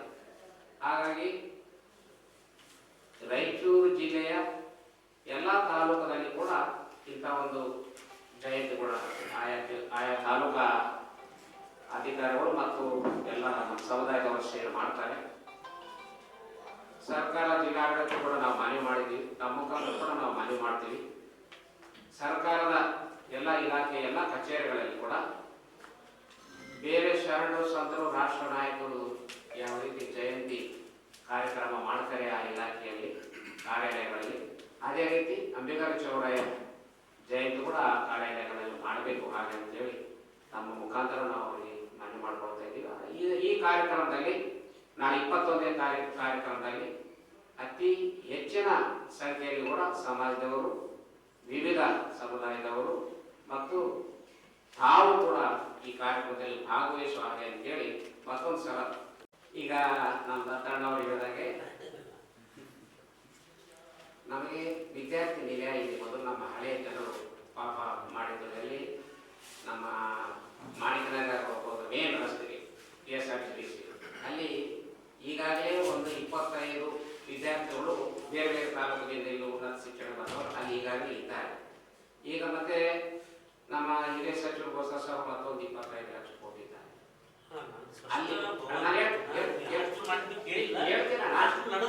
ಹೇಳ್ತೀನಿ ಅದಕ್ಕೆ ಅಲ್ಲಿ ಕೂಡ ಇನ್ನೊಂದು 25 ವಿದ್ಯಾರ್ಥಿಗಳು ಅನುಕೂಲವಾಗುವಂತ ರೀತಿಯಲ್ಲಿ ಎಲ್ಲ ಕೊಟ್ಟಿಟ್ಟು ಮಾಡ್ತೀವಿ. ಇದ್ರ ಜೊತೆಗೆ ಯರಮಸ್ ತಂಡದಲ್ಲಿ 30 ಗುಂಟೆ ಜಾಗ ಇದೆ, ನಮಗೆ ಕೊಟ್ಟಿದ್ದಾರೆ. ಹಾಲು ಮತ್ತು ಸಮಾಜದ ಅವರು ಕೂಡ ಕೊಟ್ಟಿದ್ದಾರೆ. ಅದರ ಪಕ್ಕದಲ್ಲಿ ನಮಗೂ ಕೂಡ ಹಿಂದಿನ ಇದರಲ್ಲಿ ಸರ್ಕಾರದಲ್ಲಿ ಪಾಪ ಎಲ್ಲ ಸಿಟಿ ಆಗ್ಬಿಟ್ಟದಲ್ಲ ಎಲ್ಲ ಅಲ್ಲಿ ಕೂಡ ಅಂಬೇಡ್ಕರ್ ಚೌಡಯ್ಯ ಭವನ ಮತ್ತು ವಿದ್ಯಾರ್ಥಿ ನಿಲಯ ದೊಡ್ಡ ಮಟ್ಟದಲ್ಲಿ ಮಾಡಬೇಕು ಅಂತ ಎಲ್ಲ ನಮ್ಮ ಹಿರಿಯರಲ್ಲಿ ತೀರ್ಮಾನ ಮಾಡಿದ್ದಾರೆ. ಅದು ಕೂಡ ಎಲ್ಲರೂ ರಾಜಕೀಯ ಕುರಿಯರು ಹಿರಿಯರು ಅವರೆಲ್ಲರೂ ಕೂಡ ಅನುದಾನ ಕೊಡಿತು ಅಂತ ಹೇಳಿ ಸಮಾಜದಲ್ಲಿ ಕೂಡ ಮಾಡಿಕೊಂಡು ದೊಡ್ಡ ಮಟ್ಟದಲ್ಲಿ ಮಾಡ್ತಾರೆ. ಏನಿಲ್ಲ ವಿವಾದ ಏನಿಲ್ಲ, ನೀವು ಹೇಳೋದು ನಿಜ. ಪಕ್ಕದ ಯಾರೋ ಧಾರಣಿಯವರು ಅವ್ರದ್ದು ಅಲ್ಲಿ ವ್ಯಾಜ್ಯ ನಡೆದಿತ್ತು. ಆದರೆ ನಮ್ಮದು ನಮ್ಮ ಬೌಂಡ್ರಿ ಬಿಟ್ಟು ಈ ಕಡೆ ಇತ್ತು. ಅದೇ ಜಿಲ್ಲಾಧಿಕಾರಿಗಳು ಅದನ್ನು ಇತ್ಯರ್ಥ ಮಾಡಿದ್ದಾರೆ ಈ ಸೈಡ್ ಇದೆ. ಮತ್ತೆ ನಮ್ಮ ಆಲ್ಮತ್ ಸಮಾಜದವರು 30 ಗುಂಟೆ ಕೊಟ್ಟಿದ್ರು. ನಮ್ಮದು ದಂಡೆಗೆ ಅಟ್ಯಾಚ್ ಆಗಿ ಇದೆ. ಅದಾದ ನಂತರ ಒಂದು 30 ಗುಂಟೆ ನಮ್ಮ ಆಲ್ಮತ್ ಸಮಾಜದವರು. ಅದ್ರ ಪಕ್ಕದಲ್ಲಿ ಇಲ್ಲಿಂದ ಸ್ವಲ್ಪ ವ್ಯಾಜ್ಯ ಇತ್ತು. ಅವ್ರಿಗೆ ಸ್ವಲ್ಪ ಇನ್ನ ಅರಿಯರ್ಸ್ ಏನು ಬರೋದಲ್ಲ ನಮ್ಮದು ಅದು ರೀತಿ ನಡೆದಿತ್ತು. ಅದು ಇತ್ಯರ್ಥ ಮಾಡಿದ್ದಾರೆ. ನಮಗೆ ತೊಂದರೆ ಇಲ್ಲ. ಮುಂದಿನ ವರ್ಷದೊಳಗೆ ನಾವು ಅತ್ಯಂತ ಎಲ್ಲರ ಸಹಕಾರದಲ್ಲಿ ದೊಡ್ಡ ಮಟ್ಟದಲ್ಲಿ ಈ ಸಮುದಾಯದ ಮಕ್ಕಳಿಗೆ ಅನುಕೂಲ ಆಗುತ್ತೆ. ಏನಾದ್ರು ಮಕ್ಕಳಿಗೆ ಈ 80% ಬಂದಿರ್ತಾರೆ, 85% ಬಂದವ್ರು ಮಾತ್ರ ವಸತಿ ಹಾಸ್ಟೆಲ್ ಸರ್ಕಾರದಲ್ಲಿ ಸಿಗ್ತಾರೆ. ಉಳಿದವರಿಗೆ ಕಡೆಗೆ 1-2% ಇದ್ದವ್ರಿಗೆ ಸಿಗೋದಿಲ್ಲ. ಅಂಥವ್ರಿಗೆ ಅವ್ರ ಎಜುಕೇಶನ್ ಕುಂಠಿತ ಆಗ್ತದೆ ಅಂತೇಳಿ ನಾವು ಎಲ್ಲ ಹಿರಿಯರು ಸೇರಿ ಅಂಥವ್ರಿಗೆ ಮುಂದಿನ ದಿನ ಅನುಕೂಲ ಆಗಲಿ ಅಂತೇಳಿ ನಾವು ಅಲ್ಲಿ ವ್ಯವಸ್ಥೆ ಮಾಡ್ತಾ ಇದ್ದೀವಿ. ಈಗಾಗಲೇ ಇದೆ, ಅಲ್ಲಿ ಕೂಡ ವ್ಯವಸ್ಥೆ ಮಾಡ್ತೀವಿ ಅಂತ ತಿಳಿಸಲಿಕ್ಕೆ ಸಂತೋಷ ಆಗ್ತದೆ. ಈ ಸಂದರ್ಭದಲ್ಲಿ ಸಮಾಜ ಮುಖಂಡರುಗಳಾದ ಶರಣಪ್ಪ ಕಲ್ಮಲ್, ಜಿಂದಪ್ಪ, ಕಡಗೋಳು ಶರಣಪ್ಪ, ಪ್ರಕಾಶ ವಕೀಲು, ನರಸಿಂಹಲು, ಹನುಮಂತ, ವೀರೇಶ, KT ಶ್ರೀನಿವಾಸ್ ಇದ್ದರು. ಶಿರೂರು ತಾಲೂಕಿನ ಅತ್ತನೂರು ಗ್ರಾಮದ ಜನತಾ ಕಾಲೋನಿ ಶಾಲೆಗೆ ಧನಿಗಳು ನೀಡಿದ ಜಾಗವನ್ನು ಮಕ್ಕಳ ರಕ್ಷಣಾಧಿಕಾರಿ ಹನುಮೇಶ ಅತ್ತನೂರು ಕುಟುಂಬದವರು ಶಾಲಾ ಕಾಂಪೌಂಡ್ ನಿರ್ಮಾಣಕ್ಕೆ ಅಡ್ಡಿಪಡಿಸುತ್ತಿದ್ದು, ಕೂಡಲೇ ತೆರವಿಗೆ ಸಂಬಂಧಿಸಿದವರಿಗೆ ಮುಂದಾಗದೆ ಹೋದಲ್ಲಿ ಕಾನೂನು ಮೊರೆ ಹೋಗುವುದಾಗಿ ಗ್ರಾಮದ ಮುಖಂಡ ಮಹಂತೇಶ್ ಅತ್ತನೂರು ಹೇಳಿದರು. ಅವರಿದ್ದು ಮಾಧ್ಯಮಗೋಷ್ಠಿ ಉದ್ದೇಶಿಸಿ ಮಾತನಾಡಿ, ಶಾಲೆಗೆ ನಿವಾಸಿಗಳಾದ ತಿಪ್ಪಯ್ಯ, ಬಸಮ್ಮ ಮತ್ತು ಬಸವರಾಜ್ ಎಂಬುವರು ಭೂದಾನ ಮಾಡಿದ್ದಾರೆ. ಶಾಲೆಗೆ ಕಾಂಪೌಂಡ್ ನಿರ್ಮಾಣ ಮಾಡಲು ಉದ್ಯೋಗ ಖಾತ್ರಿ ಯೋಜನೆಯಡಿ ಅನುದಾನ ಕಾಯ್ದಿರಿಸಿ ಕಾಮಗಾರಿ ಪ್ರಾರಂಭಿಸಲಾಯಿತು. ಆದರೆ ಹನುಮೇಶ್ ಹತ್ತನೂರು ಕುಟುಂಬದವರು ಯಾವುದೇ ದಾಖಲೆಗಳನ್ನು ಇಲ್ಲದೆ ಇದ್ದರೂ ನಮ್ಮ ಜಾಗವೆಂದು ಅಡ್ಡಿಪಡಿಸುತ್ತಿದ್ದಾರೆ. ಗ್ರಾಮ ಪಂಚಾಯಿತಿಯಲ್ಲಿ ಈ ಸಂಪತ್ತಿನಲ್ಲಿ ಶಾಲೆ ಒಂದು ನಮೂದಾಗಿ ಗ್ರಾಮ ಪಂಚಾಯಿತಿ ಪಿಡಿಒ ಇಂದ ಹಿಡಿದು ಜಿಲ್ಲಾಧಿಕಾರಿಗಳಿಗೆ ದೂರು ನೀಡಿದ್ದರೂ ತೆರವುಗೊಳಿಸುತ್ತಿಲ್ಲ.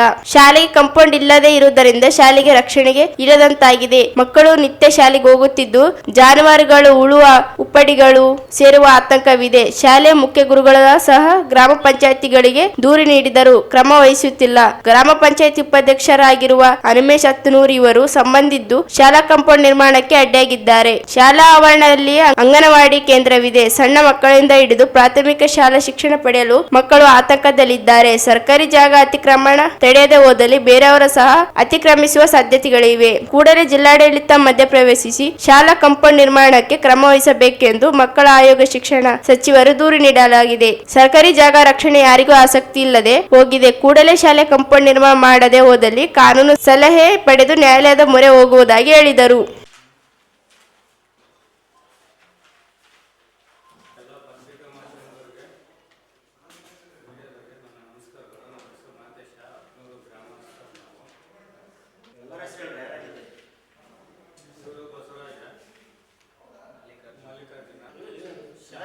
ಬರ್ಕೋಬೇಕಲ್ಲ.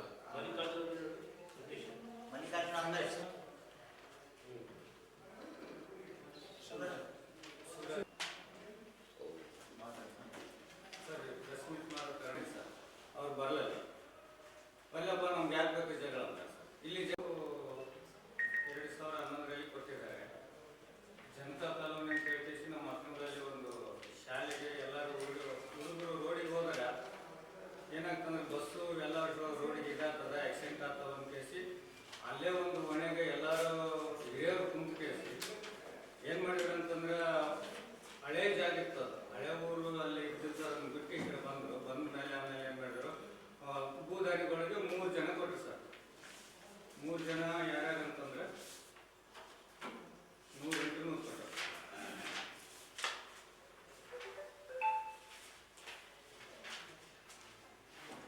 ಸರ್. ತಿಪ್ಪಯ್ಯ ತಂದೆ ಭೀಮಶಪ್ಪ, ಬಸಮ್ಮ ಗಂಡ ಬಸಪ್ಪ, ಬಸವರಾಜ್ ತಂದೆ ಮಲ್ಲಪ್ಪ. 100 ಜಾಗ ಕೊಟ್ಟದ್ದು ಗ್ರಾಮ ಪಂಚಾಯತಿಯಲ್ಲಿ ಈ ಸತ್ತಾಗಿದೆ ಸರ್. ಈ ಸತ್ತಾಗಿದ್ದು ಏನಂತಂದ್ರೆ ಅದು ನೆರೆಗದಾಗ ಗ್ರಾಮ ಪಂಚಾಯತಿಯಲ್ಲಿ ಕಂಪೌಂಡ್ ಇಟ್ಟರು. ಸ್ಕೂಲಿಗೆ ಕಂಪೌಂಡ್ ಇಟ್ಟರುಗಳಿಗೆ ಆ ಕಂಪೌಂಡು ಅರ್ಧಕ್ಕೆ ಕಟ್ಟಿದ್ದಾರೆ ಸರ್ ನೆರೆಗೆ.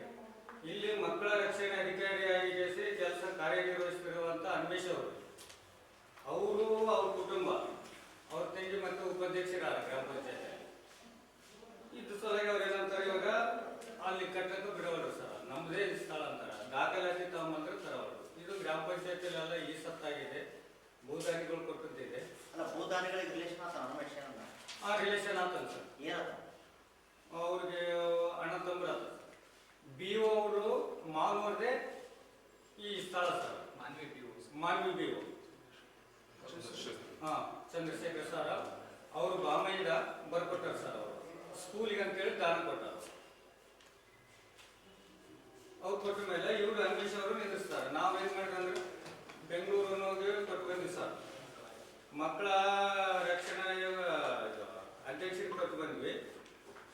ಮತ್ತು ಮಹಿಳಾ ಮತ್ತು ಮಕ್ಕಳ ನಿರ್ದೇಶನಾಲಯ ಕೊಟ್ಟು ಬಂದ್ವಿ. ಆಮೇಲೆ ಶಿಕ್ಷಣ ಸಚಿವರಿಗೆ ಯಾರು ಮಧುಬಂಗಾರಪ್ಪನವ್ರಿಗೆ ಕೊಟ್ಟು ಬಂದ್ವಿ. ಅಲ್ಲಿ ಆದ್ಮೇಲೆ ಇಲ್ಲಿ ಶಿಕ್ಷಣ ನಿರ್ದೇಶನಾಲಯ ಕೊಟ್ಟಿವಿ, DC ಕೊಟ್ಟಿವಿ, ಇಲ್ಲಿ ಕೊಟ್ಟಿವಿ ಸರ್. ಮತ್ತೊಂದು ಸರ್ ಎಲ್ಲಿ ಮಕ್ಕಳ ರಕ್ಷಣೆ ಘಟಕ ರಾಯಚೂರು ಅವ್ರಿಗೆ ಕೊಟ್ಟಿವಿ ಸರ್. ಇವರು ಯಾರು ಕ್ರಮ ತಗೊಂತಿಲ್ಲ. ದಿಶಾ ಕನ್ವೆನ್ಷನ್ ಗುತ್ತಿಗೆ ಆಧಾರ ಮೇಲೆ ಯಾರು ಹನುಮೇಶ್ ಅವರು ಕೆಲಸ ಮಾಡ್ತಾರೆ ಸರ್.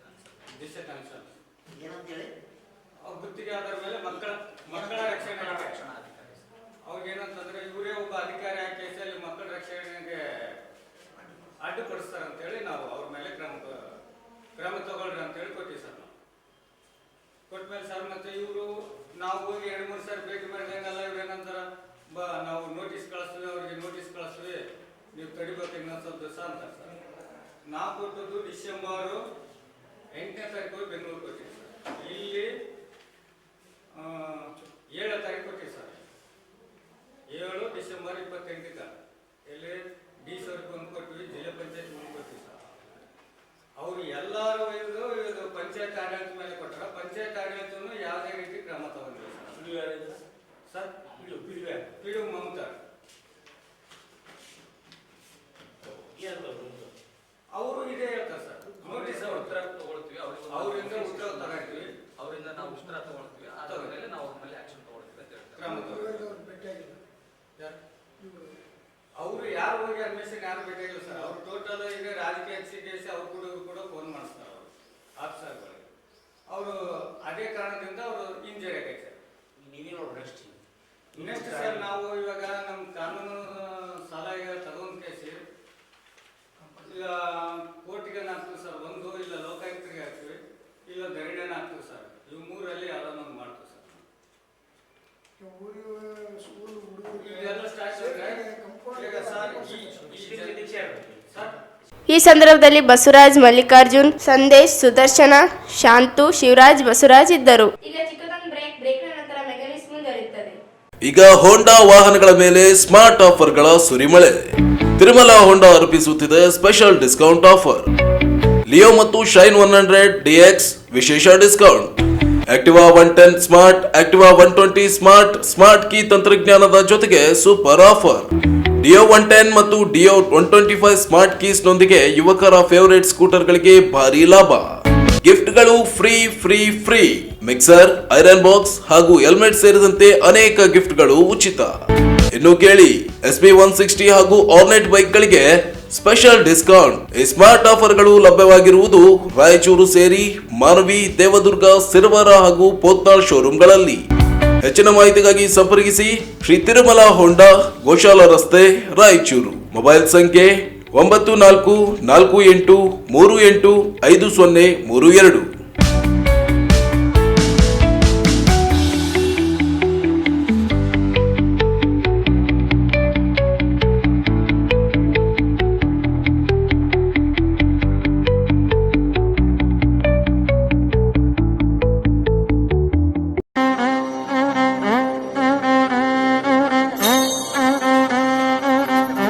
ಮಾರಿಕಾಂಬಾ ದೇವಿ ಜ್ಯೋತಿಷಾಲಯ, ಪಂಡಿತ್ NS ಭಟ್, ವಿಳಾಸ ಸಿಟಿ ಟಾಕೀಸ್ ಸರ್ಕಲ್, ಶರಣಬಸವೇಶ್ವರ ಆಸ್ಪತ್ರೆ ಎದುರು, ರಾಯಚೂರು. ದೂರದ ಊರಿನವರಿಗೆ ಫೋನ್ನ ಮೂಲಕ ಪರಿಹಾರ ತಿಳಿಸುತ್ತಾರೆ. ನುಡಿದಂತೆ ನಡೆಯುವವರು. ಅಸಾಧ್ಯವಾದದ್ದು ಇಲ್ಲಿ ಸಾಧ್ಯ.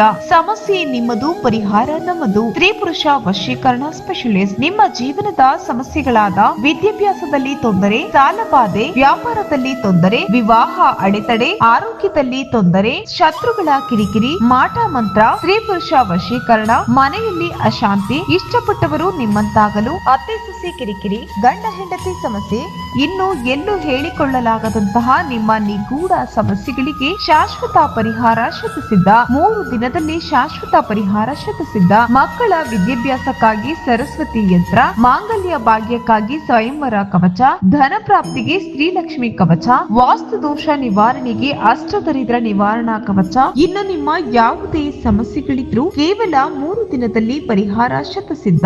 ಈಗಲೇ ಸಂಪರ್ಕಿಸಿ 8861952825. ಬ್ರೇಕ್ನ ನಂತರ ಮೆಗಾನ್ಯೂಸ್ಗೆ ಸ್ವಾಗತ. ಜಿಲ್ಲೆಯ ಸಿಂಧನೂರು, ಗೋಮರ್ಸಿ, ಹಳ್ಳ ಹಾಗೂ ದೇವದುರ್ಗ ತಾಲೂಕಿನ ಕೃಷ್ಣಾ ನದಿ ದಂಡೆಯಲ್ಲಿ ಆಕ್ರಮ ಮರಳು ದಂಧೆ ಕಡಿವಾಣ ಇಲ್ಲದೆ ನಡೆಯುತ್ತಿದ್ದ ದೂರು ನೀಡಿದ್ದರೂ ಯಾವುದೇ ಕ್ರಮ ಕೈಗೊಳ್ಳುತ್ತಿಲ್ಲ ಎಂದು ಕರ್ನಾಟಕ ರಕ್ಷಣಾ ವೇದಿಕೆ ಜಿಲ್ಲಾಧ್ಯಕ್ಷ ಗಂಗಣ್ಣ ಡೀಶ್ ಆರೋಪಿಸಿದರು. ಅವರಿದ್ದು ಮಾಧ್ಯಮಗೋಷ್ಠಿ ಉದ್ದೇಶಿಸಿ ಮಾತನಾಡಿ, ಸಿಂಧನೂರು ತಾಲೂಕಿನ ಗೋಮರ್ಸಿ ಹಳ್ಳದ ಬಳಿ ಇರುವ ಸರ್ವೆ ನಂಬರ್ 148/*1 ಹಾಗೂ 148/*5ರಲ್ಲಿರುವ 6 ಎಕರೆ 10 ಗುಂಟೆ ಪಟ್ಟ ಭೂಮಿಯಲ್ಲಿ ಮರಳು ಗಣಿಗಾರಿಕೆ ನಡೆಸಲಾಗುತ್ತಿದೆ. ಅನುಮತಿ ಪಡೆದಿರುವುದಾಗಿ ಹೇಳಿ ಅಕ್ರಮವಾಗಿ ಸಾಗಿಸಲಾಗುತ್ತಿದ್ದ 5 ವರ್ಷ ಅವಧಿಗೆ ಅನುಮತಿ ಪಡೆದಿರುವುದಾಗಿ ಹೇಳುವ ಶ್ರೀ ಎಂಟರ್ಪ್ರೈಸಸ್ ನಿಗದಿತ ಸ್ಥಳದಲ್ಲಿ ಮರಳು ವ್ಯಾಪಾರ ಮಾಡದೆ ಪಟ್ಟ ಭೂಮಿಯಲ್ಲಿ ಸಂಗ್ರಹಿಸಿ ಅಕ್ರಮ ಸಾಗಣೆಯನ್ನು ತೊಡಗಿ ಆಗಿದೆ. ಅದೇ ರೀತಿಯಾದ ದೇವದುರ್ಗ ತಾಲೂಕಿನ ಲಿಂಗದಹಳ್ಳಿ, ಮುದುಗೋಟ, ಬಾಗೂರು, ಎಮ್ಮಂಡಿ ಗ್ರಾಮಗಳಲ್ಲಿ ಹಗಲು ರಾತ್ರಿ ಅಕ್ರಮ ಮರಳು ದಂಧೆ ನಡೆಸಲಾಗುತ್ತಿದೆ. ರಾಜಸ್ವ ಪಾವತಿಸದೆ ಅಕ್ರಮ ಸಾಗಣೆ ನಡೆಯುತ್ತಿದೆ. ಈ ಕುರಿತು ಜಿಲ್ಲಾ ಸಾಗಣೆ ಮತ್ತು ಭೂ ವಿಜ್ಞಾನ ಇಲಾಖೆಗೆ ದೂರು ನೀಡಿದರೂ ಕ್ರಮ ವಹಿಸಲಿಲ್ಲ. ಕೂಡಲೇ ತಡೆಯದೆ ಹೋದಲ್ಲಿ ಡಿಸಿ ಕಚೇರಿ ಮುಂದೆ ನಿರಂತರ ಪ್ರತಿಭಟನೆ ನಡೆಸುವುದಾಗಿ ಹೇಳಿದರು. ದೇವದುರ್ಗ ತಾಲೂಕಿನ ಅಧ್ಯಕ್ಷ ನಂದಪ್ಪ ಮಂಡಿ ಮಾತನಾಡಿ, ದೇವದುರ್ಗ ತಾಲೂಕಿನ ಕೃಷ್ಣಾ ನದಿ ದಂಡೆ ಎರಡು ಕಡೆಗಳಲ್ಲಿ ಅಕ್ರಮ ಮರಳು ದಂಧೆ ನಿತ್ಯವೂ ನಡೆಯುತ್ತಿದೆ. ಸುರಪುರ ತಾಲೂಕಿನ ಹಳ್ಳಿಗಳಿಂದ ದೇವದುರ್ಗ ತಾಲೂಕಿನ ದಂಡೆಯಲ್ಲಿ ಅಕ್ರಮವಾಗಿ ನದಿಗೆ ಅಡ್ಡಲಾಗಿ ರಸ್ತೆ ನಿರ್ಮಿಸಲಾಗಿದೆ. ಸುರಪುರ ತಾಲೂಕಿನ ಮುಟ್ಟಹಳ್ಳಿ, ದೇಕೆರೆ, ಶೇಳಂಗಿ, ಮುಷ್ಟರಹಳ್ಳಿಯಿಂದ ಮರಳು ಸಾಗಣೆ ನಡೆಯುತ್ತಿದೆ. ಸುರಪುರ ಶಾಸಕರ ಸಂಬಂಧಿಗಳು ರಾತ್ರಿಯೂ ಕೂಡ ಮರಳು ಸಾಗಣೆ ಮಾಡುತ್ತಿದ್ದಾರೆ. ಅನೇಕ ಬಾರಿ ಅಧಿಕಾರಿಗಳಿಗೆ ಮನವಿ ಮಾಡಿದ್ದರೂ ಪ್ರಯೋಜನ ಆಗಿಲ್ಲ. ಮರಳು ಮಾಫಿಯಾ ನಿತ್ಯವೂ ಮರಳು ಅಕ್ರಮ ಸಾಗಣೆ ಮಾಡುತ್ತಿದ್ದು, ಕೂಡಲೇ ತಡೆಯದೆ ಹೋದರೆ ತೀವ್ರ ಸ್ವರೂಪದ ಹೋರಾಟ ನಡೆಸುವುದಾಗಿ ಹೇಳಿದರು.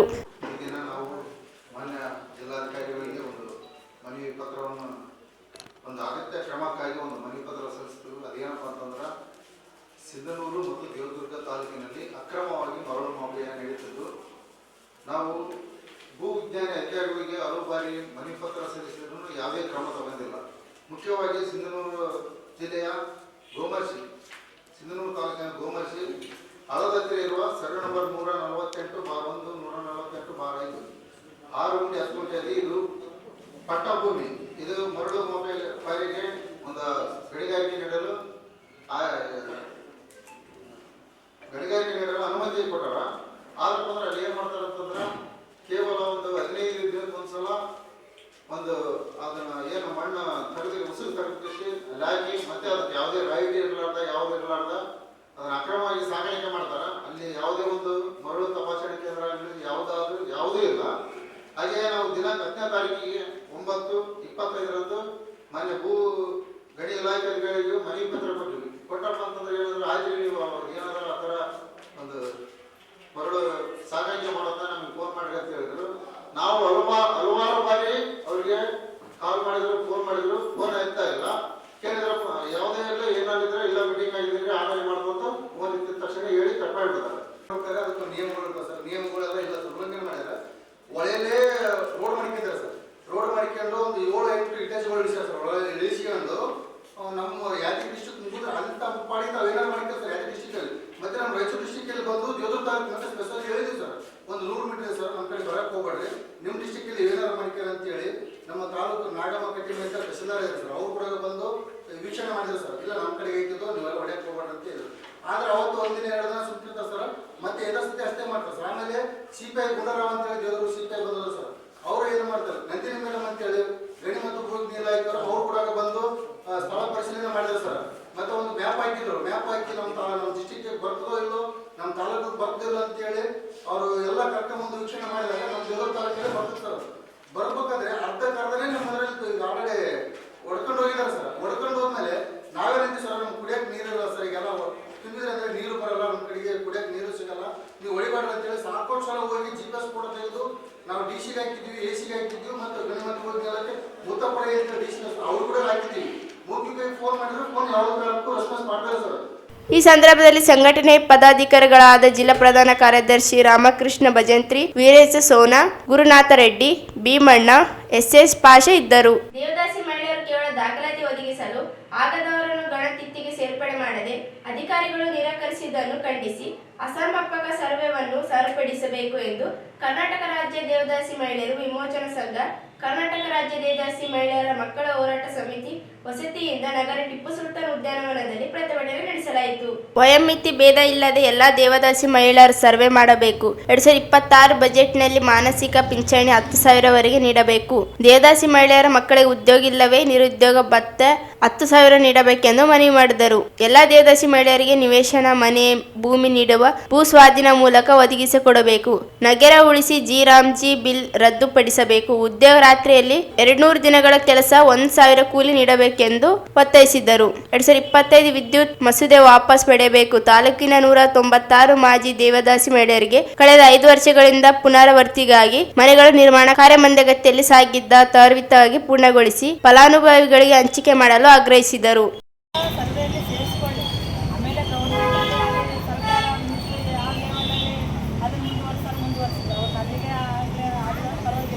ಅಥವಾ ಅವರಿಗೆ 45 ವರ್ಷ ಆದಮೇಲೆ ಕೂಡ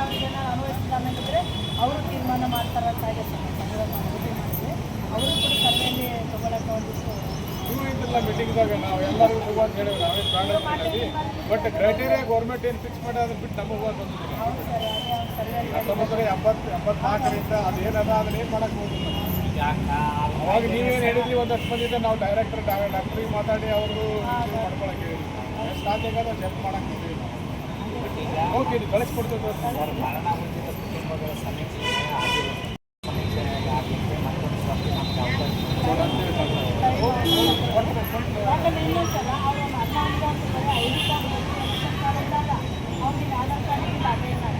ರೇಷನ್ ಕಾರ್ಡ್ಗಳು ಕ್ಯಾನ್ಸಲ್ ಆಗಿದ್ದಾವೆ. ಅದು ಐ ಡಿ ಕಾರ್ಡ್ ಮೇಲೆ ಏನಾದ್ರು ವಂಶ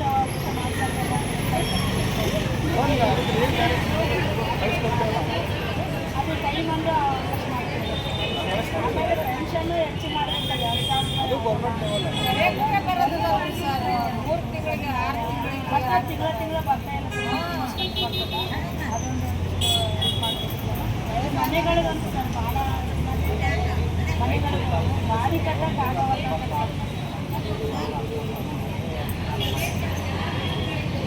ಈ ಸಂದರ್ಭದಲ್ಲಿ ಅಧ್ಯಕ್ಷ ಎಚ್ ಪದ್ಮ, ತಾಲೂಕು ಅಧ್ಯಕ್ಷ ಮಾದೇವಿ, ಗೌರವ ಅಧ್ಯಕ್ಷ ಕೆಜಿ ವೀರೇಶ್, ಡಿಎಸ್ ಶರಣಬಸವ, ಹೂಳೆಮ್ಮ ಕವಿತಾಳ್, ರೇಣುಕಮ್ಮ ಮಾನ್ವಿ, ಓಸೂರಮ್ಮ ಶಿರ್ವಾರ್, ಮುತ್ತಮ್ಮ ಲಿಂಗಸೂರ್, ಸರೋಜಮ್ಮ ಮಸ್ಕಿ, ಬಡ್ಡೆಮ್ಮ ನರಸಿಂಹ, ಲಕ್ಕಮ್ಮ, ಸಣ್ಣ ಯಲ್ಲಮ್ಮ, ಮುದುಕಮ್ಮ, ಶರಣಪ್ಪ, ಬಸಂತಿ, ಕೆಂಚಮ್ಮವ್ವ, ಹುಸೇನಮ್ಮ ಸೇರಿದಂತೆ ಅನೇಕರಿದ್ದರು.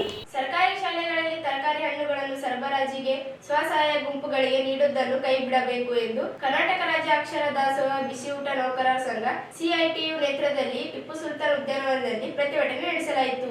ಜಿಲ್ಲಾ ಪಂಚಾಯತ್ ಕಚೇರಿ ಸ್ಥಾನಿಕ ಅಧಿಕಾರಿಗಳಿಗೆ ಮನವಿ ಸಲ್ಲಿಸಲಾಯಿತು. ಸರ್ಕಾರಿ ಶಾಲೆಗಳಿಗೆ ತರಕಾರಿ ಮತ್ತು ಹಣ್ಣುಗಳನ್ನು ಸರಬರಾಜನ್ನು ಜಿಲ್ಲೆಯ ಸ್ವಸಹಾಯ ಗುಂಪಿಗೆ ಕೊಡುವ ಜಿಲ್ಲಾ ಪಂಚಾಯತ್ ತೀರ್ಮಾನವನ್ನು ಕೂಡಲೇ ಕೈಬಿಡಬೇಕೆಂದು ಒತ್ತಾಯಿಸಿದರು. ಮಧ್ಯಾಹ್ನದ ಬಿಸಿಯೂಟ ಯೋಜನೆಯಡಿಯಲ್ಲಿ ಕೆಲಸ ನಿರ್ವಹಿಸುತ್ತಿರುವ ಅಕ್ಷರ ದಾಸೋಹ ನೌಕರರು ಶಾಲಾ ಮಕ್ಕಳಿಗೆ ಮಧ್ಯಾಹ್ನದ ಬಿಸಿಯೂಟ ನೀಡುವಲ್ಲಿ ಸಮರ್ಥವಾಗಿ ಕೆಲಸ ಮಾಡುತ್ತಿದ್ದಾರೆ. ಮುಖ್ಯ ಅಡುಗೆಯವರ ಮಧ್ಯಾಹ್ನದ ಅಡುಗೆಗೆ ಬೇಕಾದ ತರಕಾರಿಗಳನ್ನು ಪ್ರತಿದಿನ ಹಾಜರಾತಿ ಪ್ರಕಾರ ತಾವೇ ಖರೀದಿಸಿ ಸಂಪರ್ಕವಾಗಿ ಕೆಲಸ ನಿರ್ವಹಿಸುತ್ತಿದ್ದಾರೆ. ಇದರಿಂದ ತರಕಾರಿ ಹಣ್ಣುಗಳನ್ನು ಸರಬರಾಜನ್ನು ಸ್ವಸಹಾಯ ಗುಂಪುಗಳಿಗೆ ಕೊಡುವ ಅಗತ್ಯವಿಲ್ಲದೆಂದರು. ಅಕ್ಷರ ದಾಸೋಹ ನೌಕರರು ಮೊದಲಿನಿಂದಲೂ ತಮ್ಮ ಹಣದಿಂದಲೇ ತರಕಾರಿ ಮತ್ತು ಹಣ್ಣುಗಳನ್ನು ಖರೀದಿಸಿ ನಂತರ ಎಸ್ಡಿಎಂಸಿ ಖಾತೆಯಿಂದ ಹಣ ಪಡೆಯುತ್ತಿದ್ದಾರೆ. ಈ ಕಾರ್ಯವು ಜಿಲ್ಲೆಯ ಎಲ್ಲಾ ಶಾಲೆಗಳಲ್ಲೂ ಮೊದಲಿನಿಂದಲೂ ನಡೆಯುತ್ತಾ ಬಂದಿದೆ. ಆದರೆ ಬಿಸಿಯೂಟ ನೌಕರರ ಸಾಮರ್ಥ್ಯ ಮತ್ತು ಅವರ ಕಾಳಜಿಯನ್ನು ಪರಿಗಣಿಸಿದ ಜಿಲ್ಲಾ ಪಂಚಾಯತ್ ತರಕಾರಿ ಹಣ್ಣುಗಳನ್ನು ಸರಬರಾಜು ಸ್ವಸಹಾಯ ಗುಂಪುಗಳಿಗೆ ಕೊಡುವ ಮೂಲಕ ಬಿಸಿಯೂಟ ನೌಕರರಿಗೆ ಅನ್ಯಾಯವೆಸಗಾಗುತ್ತಿದ್ದಾರೆ ಎಂದು ವಾದಿಸಿದರು. ಸರ್ಕಾರವು ಎಸ್ಡಿಎಂಸಿ ಖಾತೆಯಿಂದ ಬಿಸಿಯೂಟ ನೌಕರರನ್ನು ಕೈ ಬಿಡುವ ಮೂಲಕ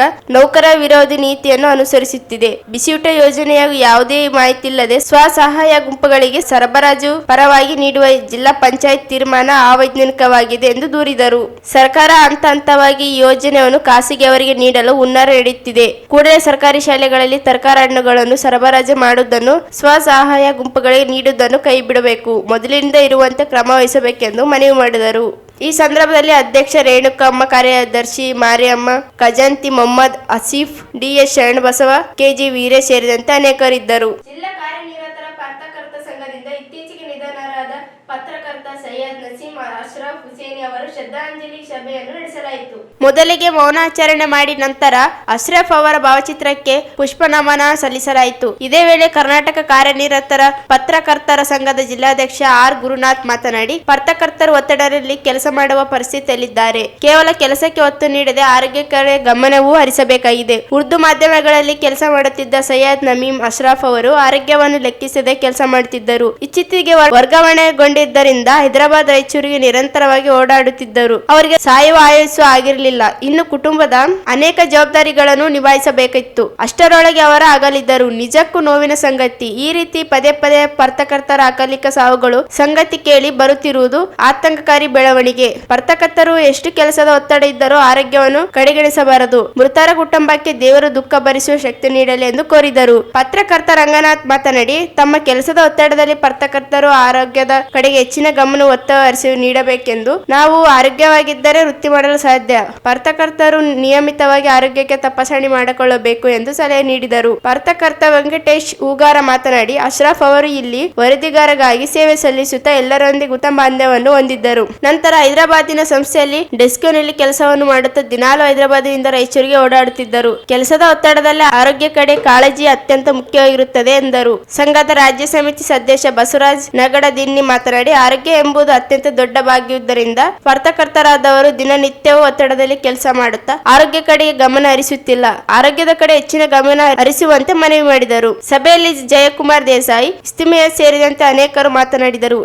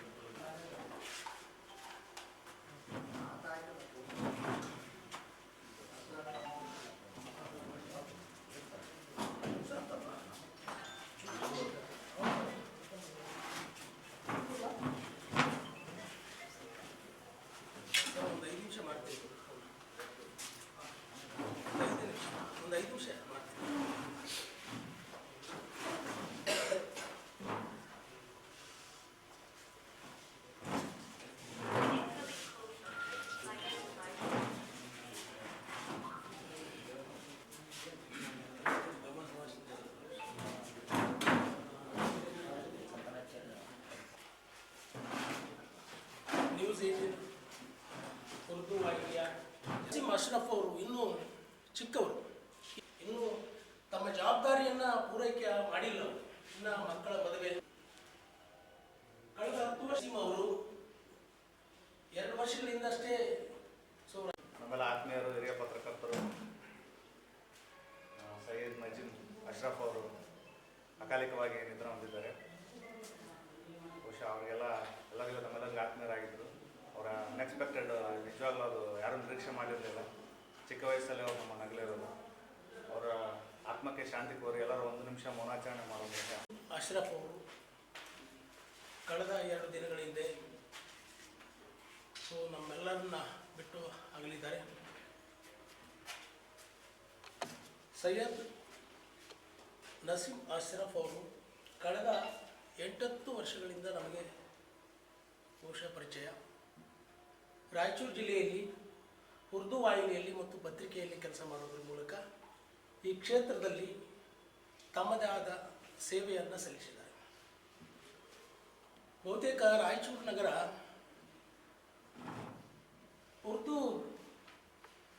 ರಾಯಚೂರು ನಗರದಲ್ಲಿ ಉರ್ದು ಓದುವ ಸಂಖ್ಯೆಯೂ ಭಾಳ. ಯಾಕೆ ಅಂತಂದರೆ, ಕಳೆದ ನಾನು ಕೂಡ ಈ ಪತ್ರಿಕಾ ಕ್ಷೇತ್ರಕ್ಕೆ ಕಾಲಿಟ್ಟಾಗ ಉರ್ದು ಪತ್ರಿಕೆಗೆ ಕನ್ನಡದಲ್ಲಿ ಸುದ್ದಿ ಬರೆಯೋದ್ರ ಮೂಲಕ ಉರ್ದು ಪತ್ರಿಕೆಯಲ್ಲಿ ಕೆಲಸ ನಿರ್ವಹಿಸಿದಂಥ ಅನುಭವ ನನಗಿರೋದ್ರಿಂದ ನಾ ಕನ್ನಡದಲ್ಲಿ ಬರೆದ್ರೆ ಉರ್ದುನಲ್ಲಿ ಟ್ರಾನ್ಸ್ಲೇಷನ್ ಮಾಡುವಂಥದ್ದು ಇತ್ತು. ಬಹುತೇಕರು ಇಲ್ಲಿ ಉರ್ದು ಓದುಗರನ್ನ ಹೊಂದಿದಂಥ ರಾಯಚೂರು ನಗರದಲ್ಲಿ ಉರ್ದು ಪತ್ರಿಕಾ ಕ್ಷೇತ್ರದಲ್ಲಿ ಕೆಲಸವನ್ನು ಮಾಡಿದಂಥ ಸೈಯದ್ ನಸೀಮ್ ಅಶ್ರಫ್ ಅವರು ನಮ್ಮೆಲ್ಲರನ್ನ ಬಿಟ್ಟು ಆಗಲಿದ್ದಾರೆ. ಹೀಗಾಗಿ ಅವರ ಆತ್ಮಕ್ಕೆ ಶಾಂತಿಯನ್ನು ಕೋರ್ತೇವೆ. ಈ ಕ್ಷೇತ್ರ ಬಿಡುವಿಲ್ಲದೆ ಕೆಲಸ ಮಾಡುವಂಥ ಕ್ಷೇತ್ರ, ಪತ್ರಿಕೋದ್ಯಮ ಕ್ಷೇತ್ರ. ಹಗಲು ರಾತ್ರಿ ಅಂದೇ ಯಾವುದೇ ನಿಗದಿತ ವೇಳೆ ಇದಕ್ಕಿಲ್ಲ. ಹಾಗಾಗಿ ನಾವೆಲ್ಲರೂ ಪ್ರತಿಯೊಬ್ಬರೂ ಕೂಡ ಆರೋಗ್ಯದ ಕಡೆಗೆ ಕಾಳಜಿಯನ್ನು ವಹಿಸಬೇಕಾಗಿದೆ. ಇಡೀ ನಾವೊಬ್ಬರೇ ಅಷ್ಟೆಲ್ಲ, ನಮ್ಮಿಂದ ಇಡೀ ಕುಟುಂಬ ಇರೋದರಿಂದ ನಾವು ಕೂಡ ಆರೋಗ್ಯಕ್ಕೆ ಒತ್ತು ನೀಡಬೇಕಾಗಿದೆ. ಕಳೆದ ಕೆಲ ದಿನಗಳಿಂದನೇ ಯಾರು ನಮ್ಮ ಬೆಳಗಾವಿಯಲ್ಲಿ ಕರ್ತವ್ಯ ನಿರ್ವಹಿಸುವಂಥ ಸಂಜಯವಾಡಿ ವರದಿಗಾರರು ಕೂಡ ಹೃದಯಘಾತದಿಂದ ನಿಧನ ಆದರು. ಅಲ್ಲಲ್ಲಿ ದೊಡ್ಡ ಬೊಮ್ಮಯ್ಯ ಅವರು. ಹಾಗೆ ಪ್ರತಿಯೊಂದು ಜಿಲ್ಲೆಯಲ್ಲೂ ಕೂಡ ಬಹುತೇಕರು ನಮ್ಮವ್ರನ್ನ ನಾವು ಅಕಾಲಿಕವಾಗಿ ಕಳೆದುಕೊಳ್ಳುವಂಥದ್ದು ಆಗ್ತಾ ಇದೆ. ನಮ್ಮನ್ನು ನಂಬಿ ಇಡೀ ಕುಟುಂಬ ಇರೋದ್ರಿಂದ ನಾವು ಕೂಡ ವೃತ್ತಿಯ ಜೊತೆಗೆ ಆರೋಗ್ಯಕ್ಕೂ ಕೂಡ ಒತ್ತನ್ನು ನೀಡಬೇಕಾಗಿದೆ. ಬಂದಾಗ ಅವ್ರಿಗೆ ಮೊದಲು ಪರಿಚಯ ಮಾಡಿಸಿದ್ದಾನು. ನಮ್ಗೆ ಅನುಭವ ಏನಾಗಿದೆ ಅಂದರೆ ಎಲ್ಲ ಆರೋಗ್ಯ ಬಗ್ಗೆ ಕಾಳಜಿ ವಹಿಸಬೇಕು. ಒಪ್ಪೆಕ್ ಹಾಸ್ಪಿಟ್ಲಲ್ಲಿ ಮುರಳೀರಾವ್ ಡಾಕ್ಟರ್ ಅಂತ ಇದ್ದಾರೆ, ಒಳ್ಳೆಯ ಇರುತ್ತೆ. ನಾನು ತೋರಿಸ್ಕೊಂಡು ಇದ್ದೀನಿ. ಬುಧವಾರ ಇರ್ತಾರೋ ಅವರು ಗರ್ಭಿಷ್ಠ ಎಲ್ಲ ಹೋಗಿ ಎಲ್ಲ ಚೆಕ್ ಮಾಡ್ಕೋಬೋದು. ಆರಾಮ್ ನಾನು ತಗೊತಾ ಇದ್ದೀನಿ, ಚೆಕ್ ಮಾಡ್ಕೊಂಡಿದ್ದೆ, ನಮಗೆ ತೊಂದರೆ ಇಲ್ಲ, ಟ್ಯಾಬ್ಲೆಟ್ ತೊಗೊತಾ ಇದ್ದೀನಿ ಅಷ್ಟೇ. ಅಷ್ಟೇ ಆರೋಗ್ಯ ಮಾತ್ರ ನೆಗ್ಲೆಕ್ಟ್ ಮಾಡಬೇಡ್ರಿ. ಈಗ ನಾವು ಏನು ದುಡ್ಡು ಮಾಡ್ಬೋದು ಆರೋಗ್ಯ ಏನು ಮಾಡೋದು ಉಪಯೋಗ ಇಲ್ಲ. ಅಷ್ಟು ಒಳ್ಳೆಯ ಇರ್ತಾರೆ ನೋಡಪ್ಪ, ಅವ್ರ ಅಹಂಕಾರ ಇಲ್ಲ, ಏನಿಲ್ಲ, ಸಾರ ಅಂತ ಕೊಡಿಸ್ತಾಯಿದ್ರು ನೋಡಿ. ಯಾವ ನೋಡಿ ಭಾಳ ಮೃದು ಸ್ವಭಾವಿ ಗುರುನಾಥ್ ಅವ್ರು ಹೇಳ್ದಂಗೆ ಭಾಳ ಸಿಂಪಲ್ ಪರ್ಸನ್. ನನಗೆ ಇತ್ತೀಚೆಗೆ ಅವ್ರನ್ನ ಈ ಶಂಶಾಲಂ ದರ್ಗಾದ ಗುರುಗಳಲ್ಲಿ ಅವರು ಒಬ್ಬರು ಅಂತ ಅಂದಾಗ ನನಗೆ ಭಾಳ ಆಶ್ಚರ್ಯ ಆಯಿತು. ಭಾಳ ಸರಳ ವ್ಯಕ್ತಿತ್ವ ಅವರು. ಆಮೇಲೆ ಯಾವುದೇ ಏನಾದರೂ ನಾನು ಯಾವುದಾದ್ರೂ ಕಾರ್ಯಕ್ರಮದಲ್ಲಿ ಸರ್ ಪ್ರಶ್ನೆ ಕೇಳೋದು, ಸರ್ ನೀವು ಉರ್ದು ಜನ ಭಾಳ ಅದಾರ, ನೀವು ಪ್ರಶ್ನೆ ಕೇಳಬೇಕು, ಮುಸ್ಲಿಮರು ಸಂಬಂಧಪಟ್ಟಂಗೆ ಏನೋ ಸಮಸ್ಯೆಗಳಿದ್ರೆ, ಇಲ್ಲ ಸರ್ ನೀವೆಲ್ಲ ಕೇಳ್ತಿದ್ರಲ್ಲ, ನೀವು ಕೇಳ್ತೀರ ಆಯ್ತು, ಯಾವುದರಲ್ಲಿ ಪ್ರಶ್ನೆ ಕರೆಕ್ಟ್ ಇದೆ, ನೀವೆಲ್ಲ ಕೇಳ್ತಿರಲ್ಲ ಆಯ್ತು ಅದೇ ಅಂತ ಹೇಳ್ತಿದ್ರು. ಅವ್ರು ಇತ್ತೀಚೆಗೆ ಹೈದ್ರಾಬಾದ್ಗೆ ಆದಾಗ ನನಗೆ ಹೇಳಿದರು, ನಾನು ಇಲ್ಲಿಂದ ಅಪ್ ಆ್ಯಂಡ್ ಡೌನ್ ಮಾಡ್ತಿದ್ದೀನಿ ಸರ್ ಅಂತಂದರು. ನಾವು ಇಲ್ಲೇದಿಲ್ಲೇ ಯಾವುದಾದ್ರೂ ನಮ್ಮ ಊರುಗಳಿಗೆ ಹೋಗಿ ಬರೋಕ್ಕಾಗ್ತಿಲ್ಲ ನಮಗೆ ಅಂಥದ್ದು. ಹೈದ್ರಾಬಾದ್ಗೆ ಹೋಗಿ ಬರ್ತಿದ್ರು, ಮತ್ತು ಪ್ರತಿದಿನ ಸಾಯಂಕಾಲ ನೈಟ್ ಬರ್ತಿದ್ರು ಅಂತ. ಎಲ್ಲೋ ಒಂದು ಕಡೆ ಒತ್ತಡಕ್ಕೆ ಸಿಲುಕೊಂಡ್ರೇನೋ ಅಂತ ನನಗೆ ಅನಿಸ್ತಿದೆ. ಈ ವೃತ್ತಿ ಮತ್ತು ಮನೆಯ ಒಂದಷ್ಟು ಜವಾಬ್ದಾರಿಗಳು ಕೂಡ ಇರ್ತವೆ. ಇತ್ತೀಚೆಗೆ ಅವ್ರ ಮಗನಿಗೆ ಕೂಡ ಬಿದ್ದು ತಲೆಗೆ ಪೆಟ್ಟಾಗಿದೆ ಸರ್ ಅಂತ ಅಂದಿದ್ದು. ಅಂದಾಗ ನಾವು ಸ್ವಲ್ಪ ತೋರಿಸ್ಬೇಕಿತ್ತು ಸರ್ ಅಂತ ಹೇಳಿ ಈಗ ತೋರಿಸ್ತಾ ಇದ್ದೀನಿ ಸರ್, ಆ ಟ್ರೀಟ್ಮೆಂಟ್ ಈಗ ಹೇಳಿದೆ. ನಿಜವಾಗ್ಲೂ ಅವರು ಇನ್ನೂ ಒಂದಷ್ಟು ಜವಾಬ್ದಾರಿಗಳನ್ನು ಮನೆಯಲ್ಲಿ ನಿಭಾಯಿಸಬೇಕಾಗಿತ್ತು ಅಂತ ನನಗೆ ಅನಿಸ್ತದೆ. ಮಕ್ಕಳು ಇನ್ನೂ ಚಿಕ್ಕವರು, ಅವರು ಇನ್ನೂ ಜವಾಬ್ದಾರಿಗಳು ಹಂಚಿ ಇದಾದರೆ ಏನು ಅನಿಸ್ತಿರಲಿಲ್ಲ. ಅವ್ರ ಕುಟುಂಬ ನಿಜವಾಗ್ಲೂ ಆಘಾತದಲ್ಲಿದೆ ಅಂತ ನಾನು ಭಾವಿಸ್ತೀನಿ. ಹಂಗಾಗಿ ಅವರು ಇದಾದಾಗ ನಮಗೆ ಪಾಶ ಹೇಳಿದ್ರು ಹಿಂಗಾಗಿದ್ದಾನೆ ಅಂತೇಳಿ. ಪ್ರೆಸ್ ಮೀಟಪ್ ಹೋದಾಗ ನಮ್ಗೆ ಗೊತ್ತಾಗಲಿಲ್ಲ. ಬೆಡ್ನೂರು ಹಾಸ್ಪಿಟ್ಲಲ್ಲಿ ಅಡ್ಮಿಟ್ ಆಗಿದ್ದಾರೆ, ಹಿಂಗಾಗಿದೆ ಅಂತಂದು. ಸಡನ್ನಾಗಿ ಒಂದು 5-10 ನಿಮಿಷದಾಗ ಮತ್ತೆ ಇಲ್ಲ ಅವರು ಡೆತ್ ಆದ್ರೆ ಅಂತ ಹೇಳಿದಾಗ ಭಾಳ ಆಘಾತ ಆಯಿತು. ಏನು ಒಮ್ಮೆಲೆ ಅಷ್ಟು ಇದಂತ ಲೋ ಬಿ ಪಿ ಆಗಿತ್ತು, ಮತ್ತು ಆಮೇಲೆ ಅವರಿಗೆ ಬಿ ಪಿ ಇದಾಗಿ ಹಾರ್ಟ್ ಇದಾಗಿಲ್ಲ ಅಂತ ಹೇಳಿದ್ರು. ಸೊ ನನಗೆ ಆರೋಗ್ಯದ ಹಿತದೃಷ್ಟಿಯಿಂದ ಒಂದಷ್ಟು ಒತ್ತಡಗಳನ್ನು ನಾವು ನಿಭಾಯಿಸ್ಕೊಳ್ಬೇಕಾಗಿದೆ ಅಂತ ನನಗೆ ಅನಿಸ್ತದೆ. ಸೊ ಹಾಗಾಗಿ ಅವರ ಅಗಲಿಕೆ ನಿಜಕ್ಕೂ ಅವ್ರ ಕುಟುಂಬಕ್ಕೆ ಬಹುದೊಡ್ಡ ದುಃಖವನ್ನು ತಂದಿದೆ ಅಂತ ನನಗೆ ಅನಿಸ್ತದೆ. ಪತ್ರಿಕಾ ಕ್ಷೇತ್ರಕ್ಕೆ ತುಂಬಲಾರದ ರಾಷ್ಟ್ರವಾಗಿದೆ. ಅವರು ಈ ಪ್ರೆಸ್ ಕ್ಲಬ್ಬಿಗೆ ಯಾವಾಗ ಬಂದಾಗ ನನಗೆ ದೇಸಾಯಿಜಿ ಅಂತ ಮಾತಾಡಿಸ್ತಿದ್ದಾರೆ. ಅವರು ಹೆಚ್ಚಿಗೆ ಇಲ್ಲಿ ಏನು ಕಮ್ಮಿ ಕಾಣಿಸ್ಕೊತಿದ್ರು, ಆದರೂ ಭೇಟಿಯಾದ ಹೊತ್ತಿನಾಗ ಭಾಳ ಸಹೃದಯದಿಂದ ಮಾತಾಡಿಸ್ತಿದ್ರು. ಅವರು ಎಲ್ಲರೂ ಹೇಳ್ದಂಗೆ ಸ್ನೇಹಜೀವಿ ಆಗಿದ್ದರು. ಅವರ ಅಗಲಿಕೆ ಪತ್ರಿಕಾ ಕ್ಷೇತ್ರಕ್ಕೆ ಹಾಗೂ ಅವರ ಕುಟುಂಬಕ್ಕೆ ತುಂಬಲಾರದ ನಷ್ಟವಾಗಿದೆ. ಅವರ ಆತ್ಮಕ್ಕೆ ದೇವರು ಶಾಂತಿ ಕೊಡಲಿ ಅಂತ ಹೇಳಿ ಪ್ರಾರ್ಥಿಸಿ. ಸಮಾಜದಲ್ಲಿ ಅಷ್ಟಾಗಿ ಕನ್ನಡ ಸರಿಯಾಗಿ ಮಾತಾಡಕ್ಕೆ ಬರ್ತಾ ಇರಲಿಲ್ಲ. ನಾನು ಕೂಡ ಹೊಸದಾಗಿ ಬಂದ ಸಂದರ್ಭದಲ್ಲಿ ಅವರು ನ್ಯೂಸ್ 18ಗೆ ಇಲ್ಲಿ ಉರ್ದು ಪತ್ರಿಕೆ ಕೆಲಸ ಮಾಡೋಕ್ಕೆ ಬಂದಿದ್ದರು. ಅವರು ನನಗೆ ಯಾವುದೇ ಒಂದು ಸಣ್ಣ ಪುಟ್ಟ ಸಮಸ್ಯೆ ಇದ್ದಾಗ ನನಗೆ ಗಮನ ತರ್ತಾ ಇದ್ದರು. ಅವ್ರದ್ದು ಈಗ ಸ್ನೇಹಿತರೊಬ್ಬರು ಹೇಳ್ದಂಗೆ ಶಂಶಾಲಂ ದರ್ಗದ್ದು ಅವರು ಏನೋ ಒಂದು ಡಿಸ್ಪ್ಯೂಟ್ ಇದೆ ಅವ್ರದ್ದು, ಆ ಒತ್ತಡ ಅವ್ರಿಗೆ ಭಾಳ ಇತ್ತು. ಈ ಮೊನ್ನೆ ಲಾಸ್ಟ್ ಟೈಮು ದರ್ಗಾ ಉತ್ಸವ ಆಗಬೇಕಾದಂಥ ಸಂದರ್ಭದಲ್ಲಿ ಅವರಿಗೆ ವಿದ್ಯುತ್ ಸಂಪರ್ಕ ಕೊಡಲ್ಲಿ ಜಸ್ಕಾಮ್ನವರು ಭಾಳ ತೊಂದರೆ ಕೊಟ್ಟಿದ್ದರು. ಅವರು ನನ್ನನ್ನು ಕರ್ಕೊಂಡು ಹೋಗಿ ನಾನು ಅದೊಂದು ಸಂದರ್ಭದಲ್ಲಿ ಎಸ್ ಅವರಿಗೆ ರಿಕ್ವೆಸ್ಟ್ ಮಾಡಿ ಮನವರಿಕೆ ಮಾಡಿದ ಸಂದರ್ಭದಲ್ಲಿ ಅವರು ಒಂದು ಹಂತಕ್ಕೆ ಮನವರಿಕೆಯಾಗಿ ವಿದ್ಯುತ್ ಸಂಪರ್ಕವನ್ನು ಕೊಟ್ಟಿದ್ದರು. ಆ ಒಂದು ಉತ್ಸವ ನಾನು ಅವ್ರಿಗೆ ಮನವರಿಕೆ ಮಾಡಿಕೊಟ್ಟಿದ್ದಂದರೆ, ನಾನು ಈ 23 ವರ್ಷಗಳಿಂದ ಫೀಲ್ಡಲ್ಲಿ ಬಂದ ನೋಡಿದಾಗಲಿಂದ ಶಂಶಾಲಂ ದರ್ಗಾ ನಡ್ತಿದೆ, ಲೈಟು ವ್ಯವಸ್ಥೆ ಇದೆ. ಈ ವರ್ಷ ಯಾಕೆ ಸಮಸ್ಯೆ ಆಗ್ತದೆ, ಡಿಸ್ಪ್ಯೂಟ್ ಇದ್ದರೆ ಅವ್ರ ಸಹೋದರದು ಅವ್ರ ಫ್ಯಾಮಿಲಿ ಮ್ಯಾಟ್ರು ಅವ್ರು ಬಗೆಹರಿಸ್ಕೊಳ್ತಾರೆ, ಅವ್ರದ್ದೇನಂತ ಸಮಾಜದವರು ಮುಖಂಡರು ಬಗೆಹರಿಸ್ತಾರೆ. ನೀವು ವಿದ್ಯುತ್ ಸಂಪರ್ಕ ಕೊಡದೆ ತೊಂದರೆ ಮಾಡೋದು, ಯಾರೋ ಮಾತು ಕೇಳಿ ಮಾಡಬಾರ್ದು ಅನ್ನೋ ಒಂದು ಮನವರಿಕೆಯನ್ನು ಜಸ್ಕಾಮ್ನವ್ರಿಗೆ ಮಾಡಿದ ನಂತರ ಅವ್ರು ಸಂಪರ್ಕ ಕಲ್ಪಿಸಿಕೊಟ್ಟಿದ್ರು. ಕೊಟ್ಟ ಮೇಲೆ ಅವ್ರು ಭಾಳ ನನಗೆ ಆವತ್ತಿನ ದಿನ ನನ್ನ ಜೊತೆಗೆ ಒಂದು ಎಷ್ಟು ವಿನಯತೆಯಿಂದ ನನಗೆ ಇದು ಮಾಡಿದ್ರು. ವಯಸ್ಸಲ್ಲಿ ಹೆಚ್ಚು ಕಮ್ಮಿ ಇರ್ಬೋದೇನೋ ಗೊತ್ತಿಲ್ಲ ನನಗೆ, ಒಂದು ಎಕ್ಸಾಕ್ಟ್ಲಿ ಇದು ಭಾಳ ಇದು ಮಾಡೋದು. ನಾನು ಹೇಳಿ ಸರ್ ಮುಜುಗರ ಮಾಡಬಾರ್ದು, ದಯವಿಟ್ಟು ನೀವು ನಮ್ಮ ಸಹೋದ್ಯೋಗಿ, ನೀವು ಹೇಳಿದ್ರಿ ನಾನು ಬಂದೀನಿ, ದೊಡ್ಡ ಕೆಲಸ ನನ್ನ ಬದಲು ನೀವು ಬೇರೆ ಯಾರಿಗಾದ್ರೂ ಅಪ್ರೋಚ್ ಆಗಿದ್ರು ನಮ್ಮ ಸ್ನೇಹಿತರು ಬರ್ತಾಯಿದ್ರು, ಮಾತಾಡ್ತಾಯಿದ್ರು, ದಯವಿಟ್ಟು ಈ ಮುಜುಗರ ಮಾಡುವಂಥ ಕೆಲಸ ಮಾಡಬೇಡ್ರಿ ಅಂತ ಹೇಳಿದಾಗ. ಇನ್ನೊಂದು ವೈಯಕ್ತಿಕವಾಗಿ ಏನಂದರೆ, ನಾವು ನಮ್ಮ ಜೀವನ ಶೈಲಿಯನ್ನು ಬದಲು ಮಾಡ್ಕೋಬೇಕು ಅನ್ನೋದು ನನ್ನ ವೈಯಕ್ತಿಕ. ಯಾಕಂದರೆ ಎಲ್ಲರೂ ಈಗ 45 ದಾಟಿದಂಥ ಅವರು, 45ಕ್ಕಿಂತ ಕಡಿಮೆ ಇದ್ದವರು ಏನೋ ಆರೋಗ್ಯ ಕೆಡಲ್ಲ ಅಂತಲ್ಲ, ಅಟ್ಲೀಸ್ಟ್ 45 ದಾಟಿದಂಥವ್ರು ನಿಯಮಿತವಾಗಿ BP ಶುಗರ್ ಚೆಕ್ ಮಾಡಿಸ್ಕೊಂಡು ಆರೋಗ್ಯದ ಹೃದಯ ಸಂಬಂಧಿಸಿದ ಒಂದು ಚೆಕ್ಕನ್ನು ಮಾಡಬೇಕು. ಈಗ ರಾಯಚೂರಲ್ಲೇ 3 ಕಡೆ ಒಳ್ಳೆಯ ಮತ್ತು ಒಪೆಕ್ ಸೇರಿದಂತೆ ಸೀನಿಯರ್ ಹೇಳಿದಂತೆ ಒಪೆಕ್ನಲ್ಲೂ ಕೂಡ ಒಳ್ಳೆಯ ಹೃದಯ ತಜ್ಞರು ಬಂದಿದ್ದಾರೆ. ಅಲ್ಲಿ ಅದು ಮಾಡ್ಬೋದು, ಹೊರಗಡೆ ಆದರೂ ಮಾಡ್ಬೋದು. ದಯವಿಟ್ಟು ಅದನ್ನ ನಿರ್ಲಕ್ಷ್ಯ ಮಾಡಬಾರ್ದು. ಯಾಕಂದ್ರೆ ನಮ್ಮನ್ನು ನಂಬಿದ ಕುಟುಂಬಗಳು ನಮ್ಮಿಂದಿದ್ದಾವೆ.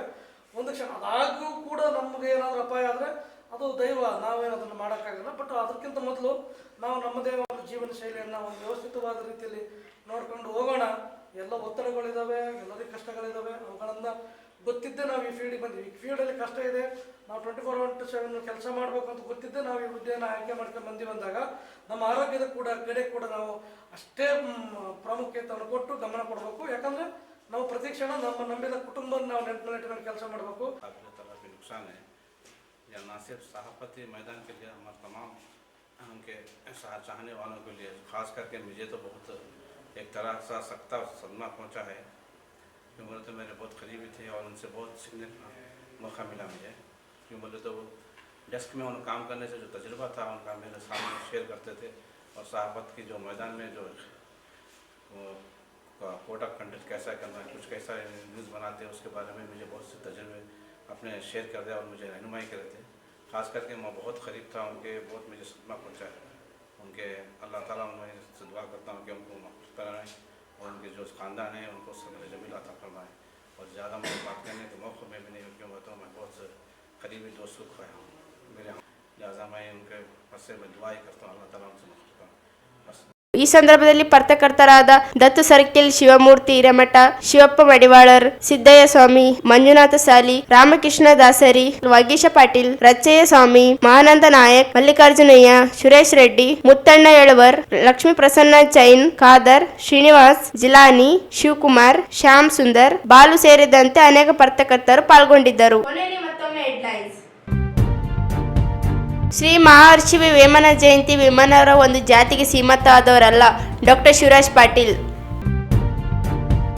ಜನವರಿ 21ರಂದು ಶ್ರೀ ನಿಜಾಚರಣ ಅಂಬಿಗರ ಚೌಡೆಯ ಜಯಂತಿ ಅದ್ದೂರಿ ಮೆರವಣಿಗೆ. ಶೀಘ್ರದಲ್ಲಿ ಸಿಎಂರಿಂದ ಶಿಲಾಮಂಟಪ ಉದ್ಘಾಟನೆ. ಕೆ ಶಾಂತಪ್ಪ. ಅತ್ತನೂರು ಗ್ರಾಮದ ಜಯಂತ ಕಾಲೋನಿ ಶಾಲೆ ಕಾಂಪೌಂಡ್ ಅತಿಕ್ರಮಣ ತೆರವುಗೊಳಿಸದಿದ್ದರೆ ಕಾನೂನು ಹೋರಾಟ. ಮಾಂತೇಶ್. ಸಿಂಧನೂರು ದೇವದುರ್ಗದಲ್ಲಿ ಹೆಗ್ಗಿದ್ದಲೇ ನಡೆಯುತ್ತಿದೆ ಅಕ್ರಮ ಮರಳು ದಂಧೆ, ಕಡಿವಾಣ ಹಾಕದಿದ್ದರೆ ಹೋರಾಟ. ಗಂಗಣ್ಣ ಡೀಶ್. ದೇವದಾಸಿಯರ ಸಮೀಕ್ಷೆ ಸಂಪರ್ಕವಾಗಿ ನಡೆಸಲು ಆಗ್ರಹಿಸಿ ಪ್ರತಿಭಟನೆ. ಬಿಸಿಯೂಟ ಯೋಜನೆ ತರಕಾರಿ ಖರೀದಿಸಿ ಸ್ವಸಹಾಯ ಗುಂಪುಗಳಿಗೆ ನೀಡುವುದಕ್ಕೆ ವಿರೋಧಿಸಿ ಪ್ರತಿಭಟನೆ. ಅಗಲಿದ ಪತ್ರಕರ್ತ ನಯೀಂ ಅಶ್ರಫ್ ಅವರಿಗೆ ಪತ್ರಕರ್ತರ ಸಂಘದಿಂದ ಶ್ರದ್ಧಾಂಜಲಿ. ಇದಷ್ಟು ಇವತ್ತಿನ ಸುದ್ದಿ. ಪ್ರಮುಖ ಸುದ್ದಿಗಳಿಗಾಗಿ ನೋಡ್ತಾ ಇರಿ ಮೆಗಾ ನ್ಯೂಸ್.